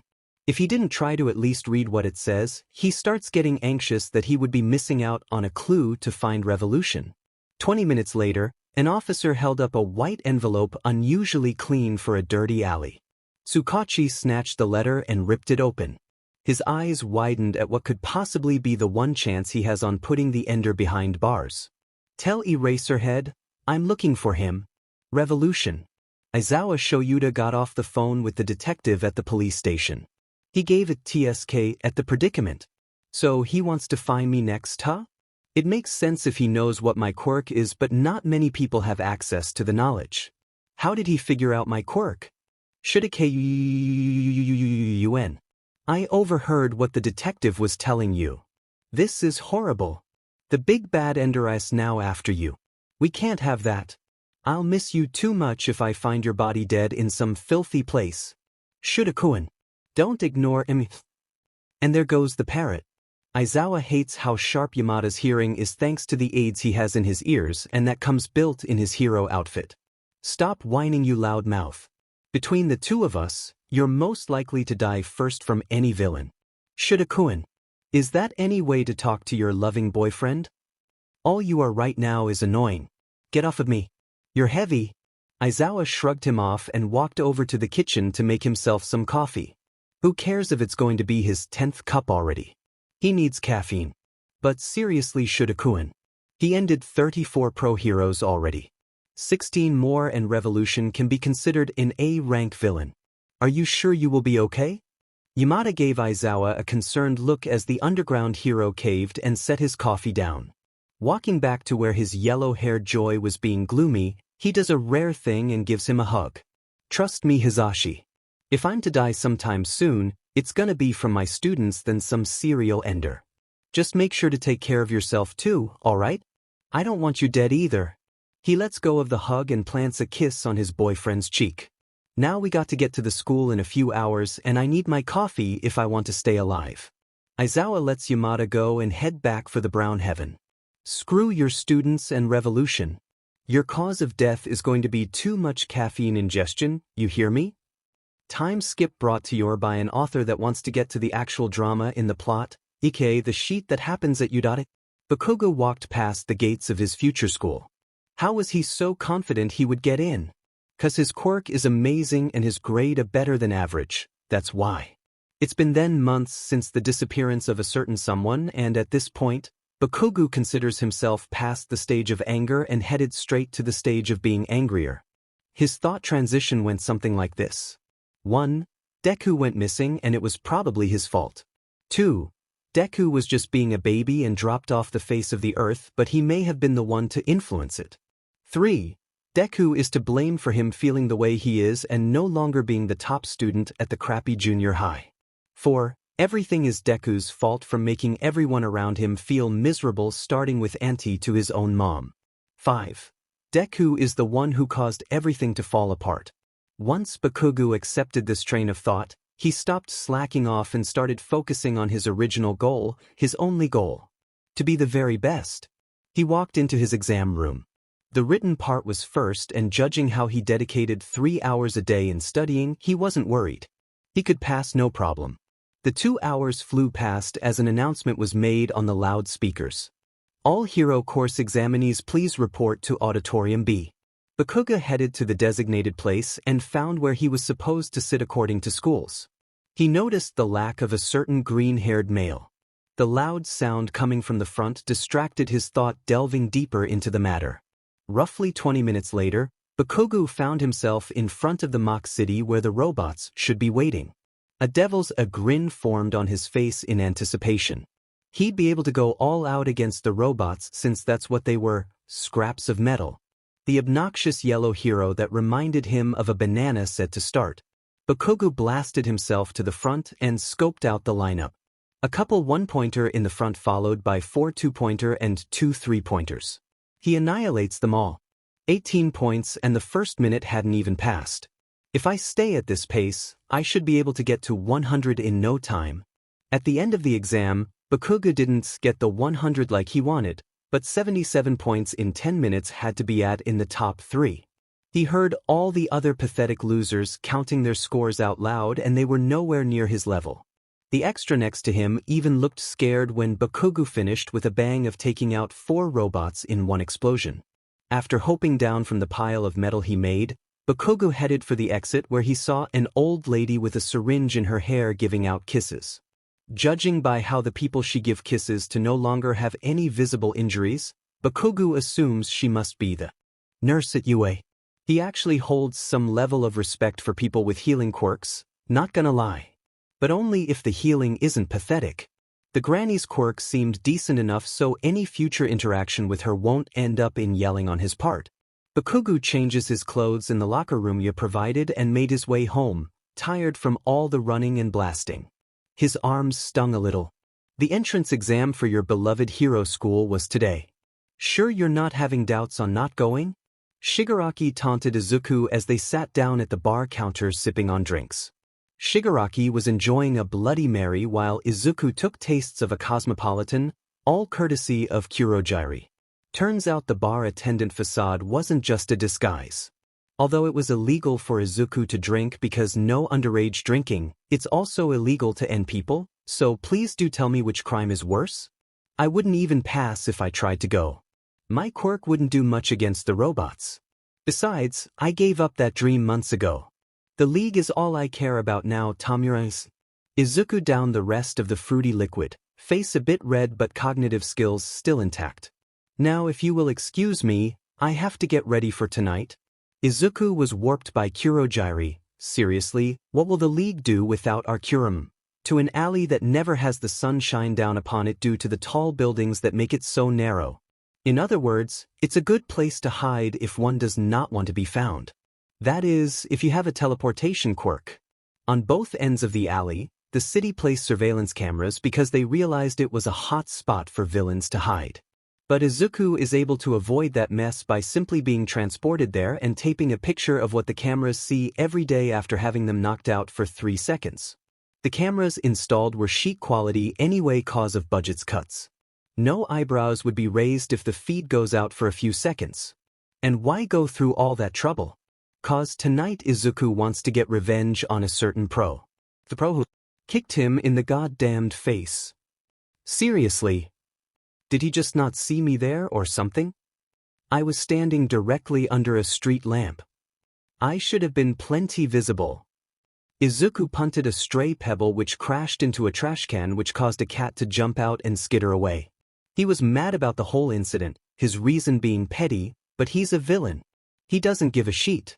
But Izuku isn't going to end Eraserhead. Not yet anyway. If Izuku ended him now, that would put Yue in alert mode, and he couldn't have that. His brother still needs to end All Might, and if the rumors are true, then they would need to attack Yue. A scare of paranoia wouldn't hurt though. It's not Izuku's style, but he can adjust. All he has to do now is wait. At 1:53 a.m., a hero is going to walk into the alley to his death. At 2:36 a.m., Eraserhead is going to walk into the alley of a crime scene. Aizawa Shoyuta had to be on a closer look out of his surrounding more than ever if he doesn't want to become Revolution's next victim. He jumped from roof to roof patrolling for anything out of the ordinary. He was right now in the more rural part of the city where crime is high with drug rings and human trafficking, so he had to also pay attention to anything in the shadows. A sharp glint in a deserted alley catches Aizawa. He leaps down and is now at the base of the alley. He spots cameras and they were covered by a sheet of paper. He gets ready his capture weapon and makes his way in. The underground hero makes 8 steps before he has to stop. His face is twisted in disgust and anger. Before him lied a pro in full costume. He didn't know this pro on a personal base, but the underground world is tight-knit, so he keeps track of fellow heroes who chose a path like him. He had met his person once and only one while on a mission that require his agency and another to pair up and take out a drug meeting held in an abandoned warehouse. After the mission was over, they parted ways and never met again. Well, until now. Aizawa took note that the reflection of light was from a blade placed on the hero's hand. The now stiff muscles were placed so the knife would be held up and towards the sky. On the knife was a single pierced letter, addressed to him? Aizawa stalked closer, looking around with red eyes in case this was a trap. He plucked the letter off the blade and read his hero name in fancy lettering. He turned it over to open it, and that's where his sense of danger increased. In the same calligraphy, his civilian name had been written on the front. Aizawa tore into the letter and immediately crumples in his shaking fist. Damn it. He whips out his phone and dials Detective Tsukachi's number. It rings a few times before the call had been accepted. What's up? You wouldn't call if it's not work-related. I have the next victim of revolutions in front of me. Say no more. I'm on my way. Send me the location. About 15 minutes later. Detective. Aizawa greet the man as Tsukachi nodded in return. Both face what was at one time the living body of the underground hero, Mind Sweep. His quirk allowed him to scope out a limited area for any living animal by pinpointing their mental activity. If the man focused enough on one person, he could read their thoughts too. And the note? Tsukachi asked. I found it, but this time it was addressed to me, as if our ender knew I was going to stop here and see this. Aizawa handed the detective the note and he observed how wrinkled it was. He didn't say anything about it. Now you know who. It's all of a game to him, isn't it? Tsukachi gritted his teeth and fists were clenched. He didn't usually curse, but ever since Revolution showed up, that rule was broken. He collected his nerves once more and turned to Eraserhead, who had been quiet this whole time. You're thinking about something? Yeah. I think this is Revolution's way of saying he could end me at any moment. Tsukachi didn't interrupt Aizawa as he continued explaining. He ended Mind Sweep, a fellow underground pro, to tell me that it doesn't matter how hard I try to hide my identity or how my senses are sharper than most. He's telling me what he can do to one, he can do to all. Bakugo Katsuki made sure to leave before any of his parents tried to send him off. He donned his uniform in a thuggish manner. Baggy pants, unbuttoned collar, and no tie. His junior high uniform didn't have a tie, and that was part of the reason it was the Shidi school he picked out of the rest of the Shidi schools from the list. He made his way there with no incident, only a couple people looking at his uniform and whispering about him. He wanted to shut them up. He got off at the right train stop and walked the rest of the way to the school. Yue High. Bakugo found his classroom by the sign on the top. He opened the door and sat at his desk. He put his feet up and bore a confident smirk. I'm gonna beat the rest of these piss-poor extras. 1 month ago. Tell me, why do you want to end every hero out there? Most villains here want to only end a few, some very specific, but you have no filter. I've seen your ends, and some were frauds that are worse than villains themselves, and others were semi-decently genuine. All I want to know is why. The edge of Izuku's mouth smirked up. Why, you ask? I assure you I have a reason. Then share with me. What is your belief? All Might, the number one himself, he's no hero, so by that logic, every hero after him is fake as well, wouldn't you agree? The man leaves without a sound, takes to the rooftops and disappears into the dark called a night. Izuku is left to stand next to his last victim. He watched the chest that would never rise up and down again. His smile widens more as he feels his adrenaline kicking up slightly again. It was nice to meet you two, Hero Ender Stain. Bakugo thought he'd be able to ride on the bus in actual peace, for he is surrounded by a bunch of heroes in training in costumes. He is poorly mistaken. After a few insults thrown around, mostly at him, his teacher tells them to get off the bus and greet another person wearing marshmallow fluff. Apparently it was another hero, a rescue-oriented one. The stay-puffed marshmallow man then started explaining shit about rescuing. What mostly got Bakugo to pay attention was the whole thing about their quirks being able to end people if not careful. He shook his head violently and focused. He couldn't think about that now. It's in the past. He's no longer in Bakugo life and disappeared a long time ago. Bakugo would never see him unless fate directs it. And directed it was. All right, all of you received your locations. Enter the portal that will take you and your team to the correct landscapes and wait there. When the hero brats fall through, attack them. Do I make myself clear? Izuku stood on top of a chair, addressing what could be guessed as 100 or so petty villains in the large warehouse. He stepped off the seat and made his way to the group where Shigaraki was standing. This group would be exited from the plaza, right for the students to see them first. He looked back to see all the thugs talking smack about how they'd be the ones to annihilate the students. Just a bunch of lowlifes. Thanks in advance for being a distraction. That's right. Izuku has no faith whatsoever in people standing behind him. He knows they're going to be defeated easily. He just recruited them for this mission in order to keep the hero brats from interfering with his brother's plans. His attention then turns to the large, muscular genetic F-up that Sensei had made. He called it Nomu, the ultimate weapon to end All Might.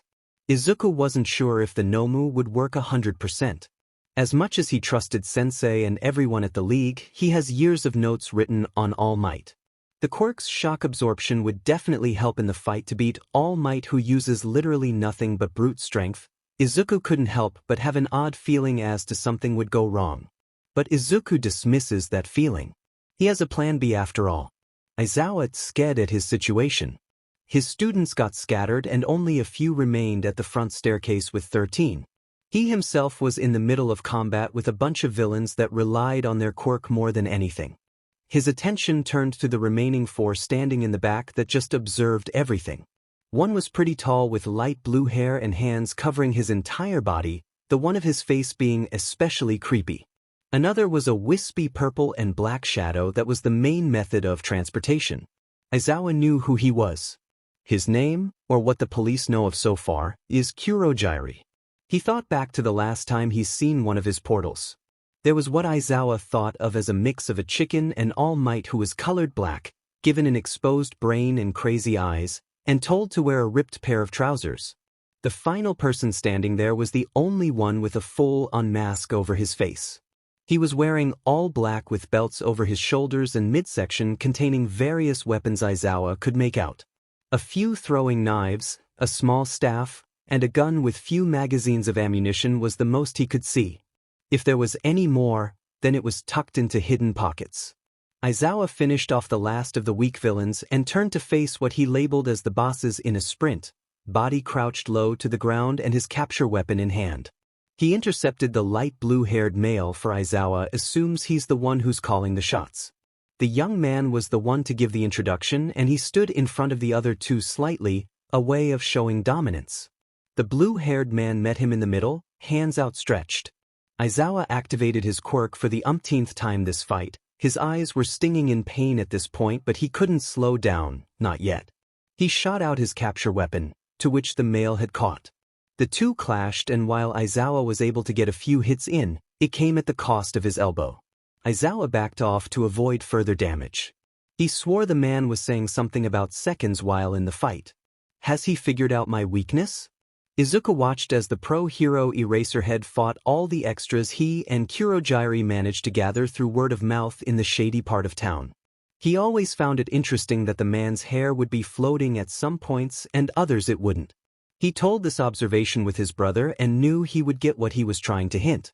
Apparently, his brother understood and started counting. Izuku counted along and saw that the time intervals were getting shorter and shorter as the fight went on. Eraserhead was stretching himself too thin. His brother rushed forward, still counting as of what Izuku could hear. He cheered internally as he witnessed the hero's elbow crumbling away. Nudging to Kurogiri, Izuku hops into a portal and is in the bar again.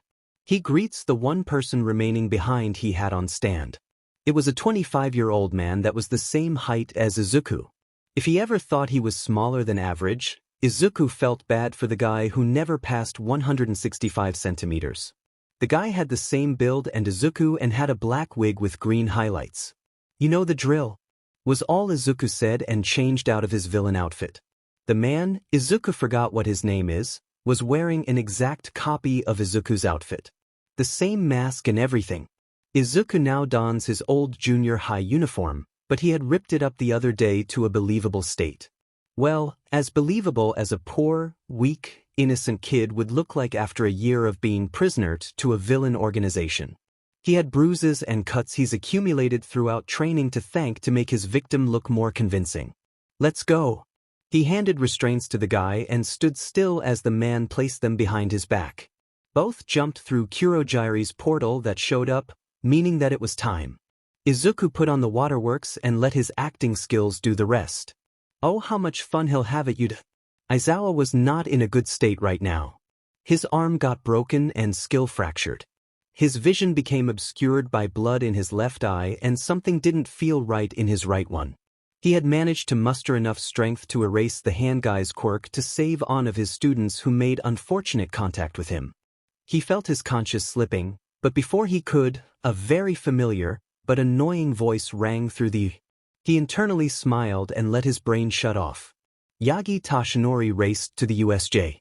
He had a bad feeling while talking to Nezu and rushed in his all-might form to at least make a small appearance. While running, he encountered a panicked Ida Tenya and was told of all the details.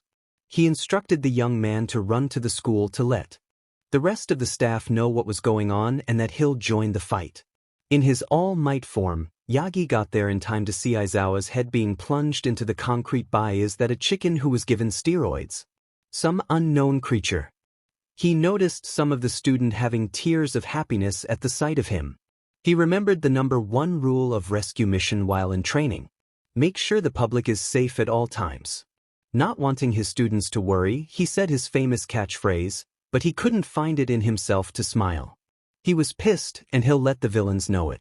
He makes his way through the remaining villains that Aizawa hasn't defeated and picked up his coworker bridal style. All Might takes note of the severe condition he's in and winces internally. "I'm sorry, Aizawa."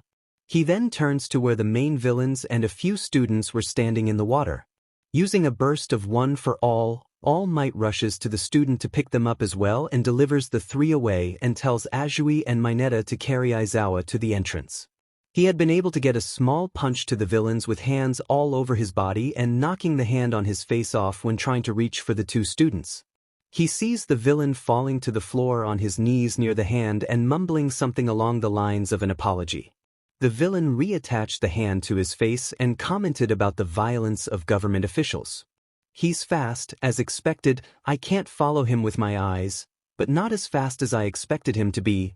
I guess it's true after all." All Might sees the villain's face twist into something deranged. That he getting weaker?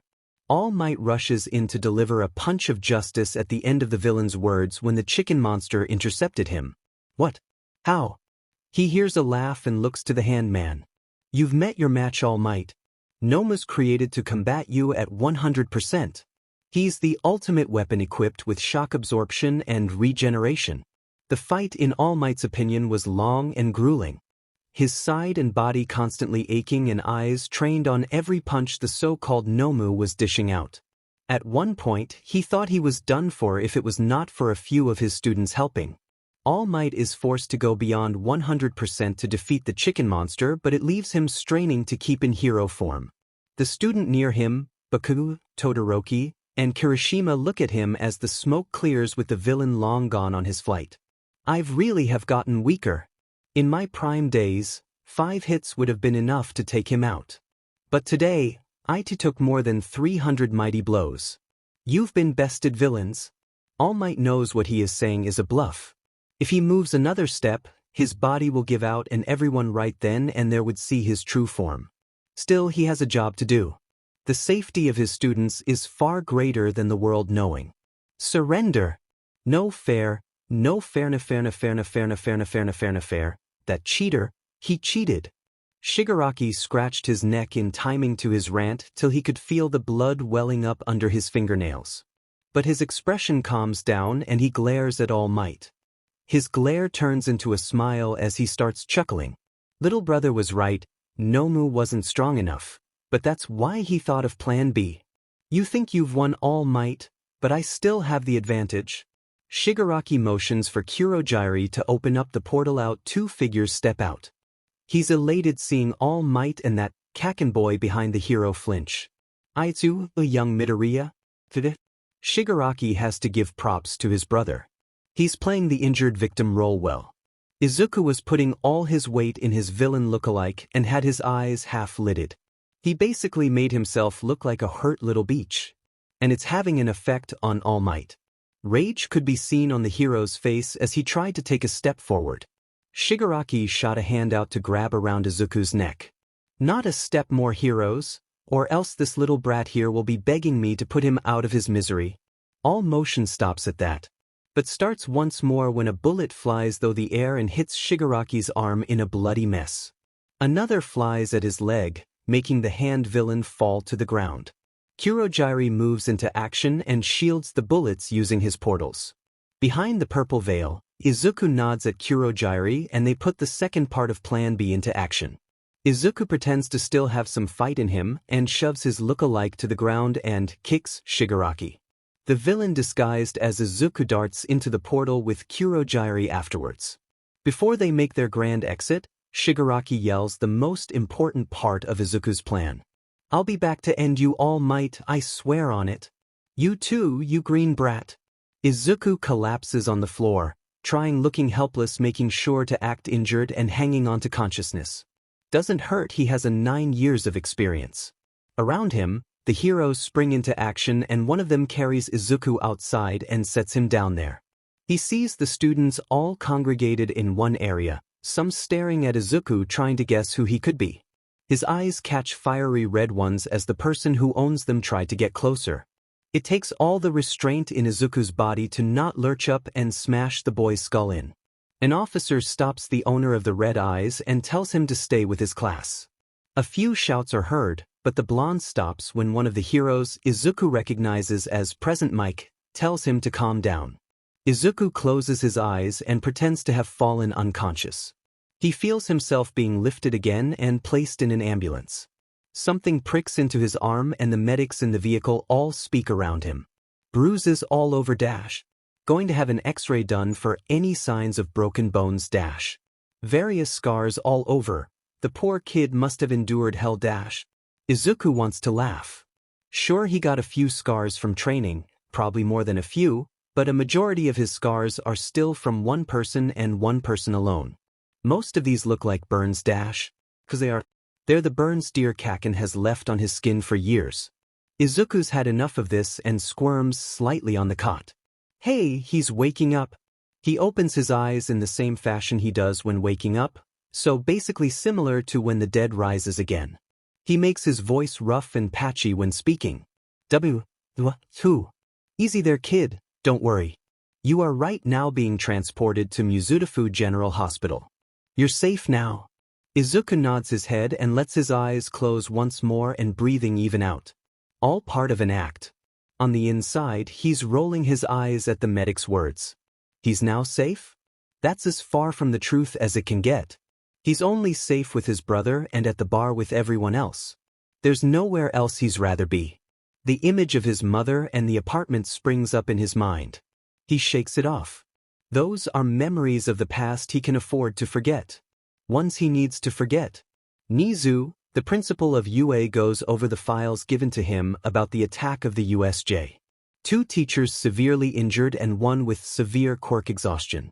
Multiple minor villains captured and police custody. Finally, in the last part of the report, and the strangest, there's the matter of the little surprise the villains delivered to them. One of the students in 1A had confirmed the identity of the young boy that was dropped off. Midoriya Izuku, kidnapped around a year ago with only 1 sighting of him in the past by Aizawa nonetheless. The facts line up with Aizawa reporting that he was last seen jumping into Kurogiri's portal. It looks like he was taken by the League of Villains for his disappearance and was to be used as a hostage in the USJ. 2 students reported that it looked like Midoriya and All Might had some history together, as well as with Bakugo. Nezu found out easily enough that Bakugo knew Midoriya from childhood days, but only All Might and the green boy in question could explain their relationship. Nezu stepped off his chair and called for a car. He hates being in the dark. His option? He would go straight to the source of information, Midoriya Izuku himself. Izuku laid on the stiff hospital bed. The doctors left him alone when he faked passed out and said they should let him sleep, that he's had a long day. Even though the door was closed, Izuku could sense a police officer standing outside. He could feel the pulsing of his heart through his quirk. He wanted to twist it until it was no longer connected. But that could just blow his cover. He ain't stupid. Izuku heard voices outside his room, and before he could catch what they're saying, the door opened with a bang and a small, white creature in a suit comes rolling in. He recognizes the rodent. It's the UA principal. I see you are awake. That's wonderful news. There is so much I want to talk about with you. He tries to act surprised. Who are you? The white animal takes on a weird pose and squeaks in an annoying voice. Hello, Midoriya-kun. I'm Nezu, the principal of UA, a school for heroes and of the likes. Izuku takes notice of another person entering the room. Hello there, Midoriya-kun. My name is Tsukachi Naomasa. I was the man detective put in charge of your disappearance case a year ago. I'm relieved to see you back safe and sound. I see. Then thank you for saving me. Izuku had to bit the inside of his mouth to not vomit any content remaining in his stomach. Now, you must be wondering why I'm here, right, Midoriya-kun? Izuku nods again and just listens to the mouse talk while smirking internally. Everything was going like he planned. To be honest, I as well as many others am very concerned about what the villain who took you said at the end of his attack on our school facilities. Unfortunately, you are not as safe as we hope. You are still a target for the League of Villains, or so they call themselves. Don't worry, Mouse Man. You and your student are the real targets. But Izuku can't say that aloud. There is a student in Class 1A that seems to have a history with you, Bakugo Katsuki. Can you tell us your relationship with him? Predator and prey? Bully and victim? Tormentor and tormented? Man, I can make the list go on forever. He and I were childhood friends. Our moms were really close. Jay. I love being right. Oh dear. How could I forget? Silly me. The mouse jumped up and clapped his hands. We've contacted your mother and she's on her way here. An insurmountable expanse of guilt was suddenly attacking Izuku's black little heart. Of course, his one emotional weakness would be his mother. No amount of training and ending could make him forget what he did to her. He left her alone, knowing full well he's not the first person she had to see go missing without a word. Coming here, I'll see her. Quite right, Midoriya-kun. And when your mother gets here, I'll move on and talk about the main reason my presence is here. The mouse leaves the room and Izuku is left with the detective. So, Midoriya-kun, I know you most likely do not want to think about your time with the villains, but I must ask that you help me out. Is it possible I can take a statement to better help in closing this case and try to place those villains behind bars? The detective takes a seat close to him, Izuku wanting the man to do the opposite and leave the room, but he has to keep up his act. The detective has a special quirk perfect for his job, lie detecting one. Luckily, Izuku knows how to get around it. I don't think I'll be able to help much, 'cause I'm just going to dodge your questions, but I'll try to avoid answering as much as I can. Thank you, Midoriya-kun. Please tell me if this becomes too much for you and we can stop it there for today. Now, do you know where you were kept? As in their hideout or anywhere specific? It was dark and I was told to stay in the room they gave me. I can't tell you more than that. The bar was always dimly lit and Tamura Niisen told me plenty of times to just stay in my room and play with the dust bunnies when I beat him at video games.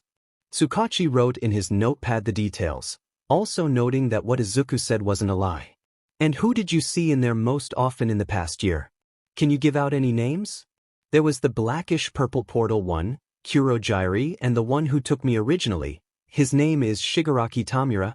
Kuro-chan already told me the police are aware of him and his fake name. As for Tamura Niisen, he wants his name out there, so this is no problem. And for Sensei, I haven't really seen him in person since he was injured by All Might. So technically, I'm not lying because the detective said in the last year. The detective wrote a few more things before he moves on to the next question. Did they ever tell you why they kidnapped you specifically, or was it out of randomness? I also can't answer you on that one. The way Izuku worded his answer made the detective think he couldn't answer because he doesn't know, but in truth, his statement is a refusal to answer. But hey, it's true in his way too. He can't tell. He would never betray the League. How were you treated? Can you tell me the details?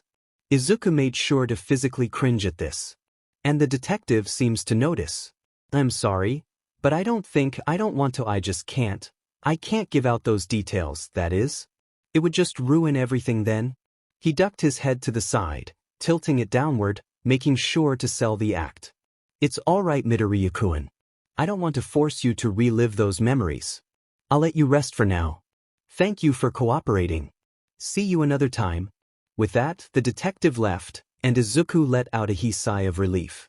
It was finally calm in the room. Izuku, my baby.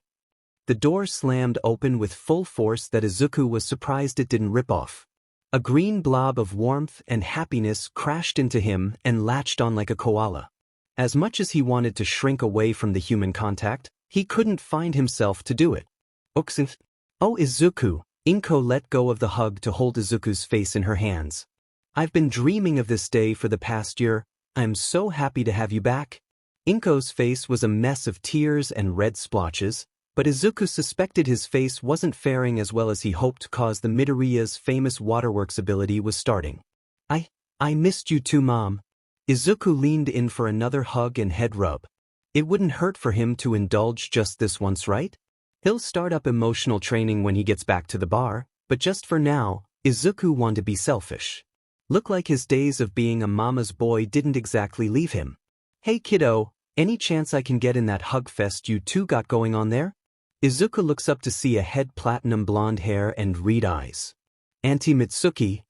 Mitsuki walked over to the green duo and enveloped them both in her own hug. It's so good to see you again, Izuku-kun. You have no idea how much your mother and I have been waiting for this day. Izuku's never seen Mitsuki with tears in her eyes, but he guessed there was a first for everything. Yeah. It's nice to see you too. Both mothers pulled away and helped Izuku get comfortable. You should rest, Izuku. There's so much we need to talk about, but it can wait until you feel better. Thanks, Mom.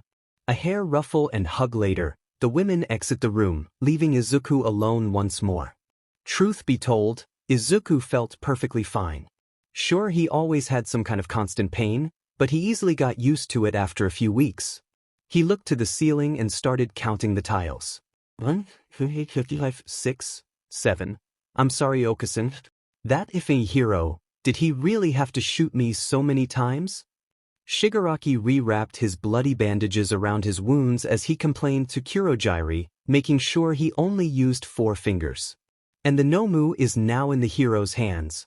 He threw the remaining bandages across the room, making Kurojairi sigh, for he's the one who's eventually going to be the one to pick them up. At least the plan Izuku thought up of is in motion. If he can be our informant, then I guess this loss can be beneficial? The television in the back flickered on with the distinct audio-only screen. You are right, Tamura. Izuku has thought of a crafty plan B that does hold great benefits. But it is called a plan B for a reason. That means plan A has failed. Your plan failed. But this is also a learning experience. Do take away a lesson from this. With that, the screen turned back to black, with Shigaraki feeling emotions of jealousy, but also understanding.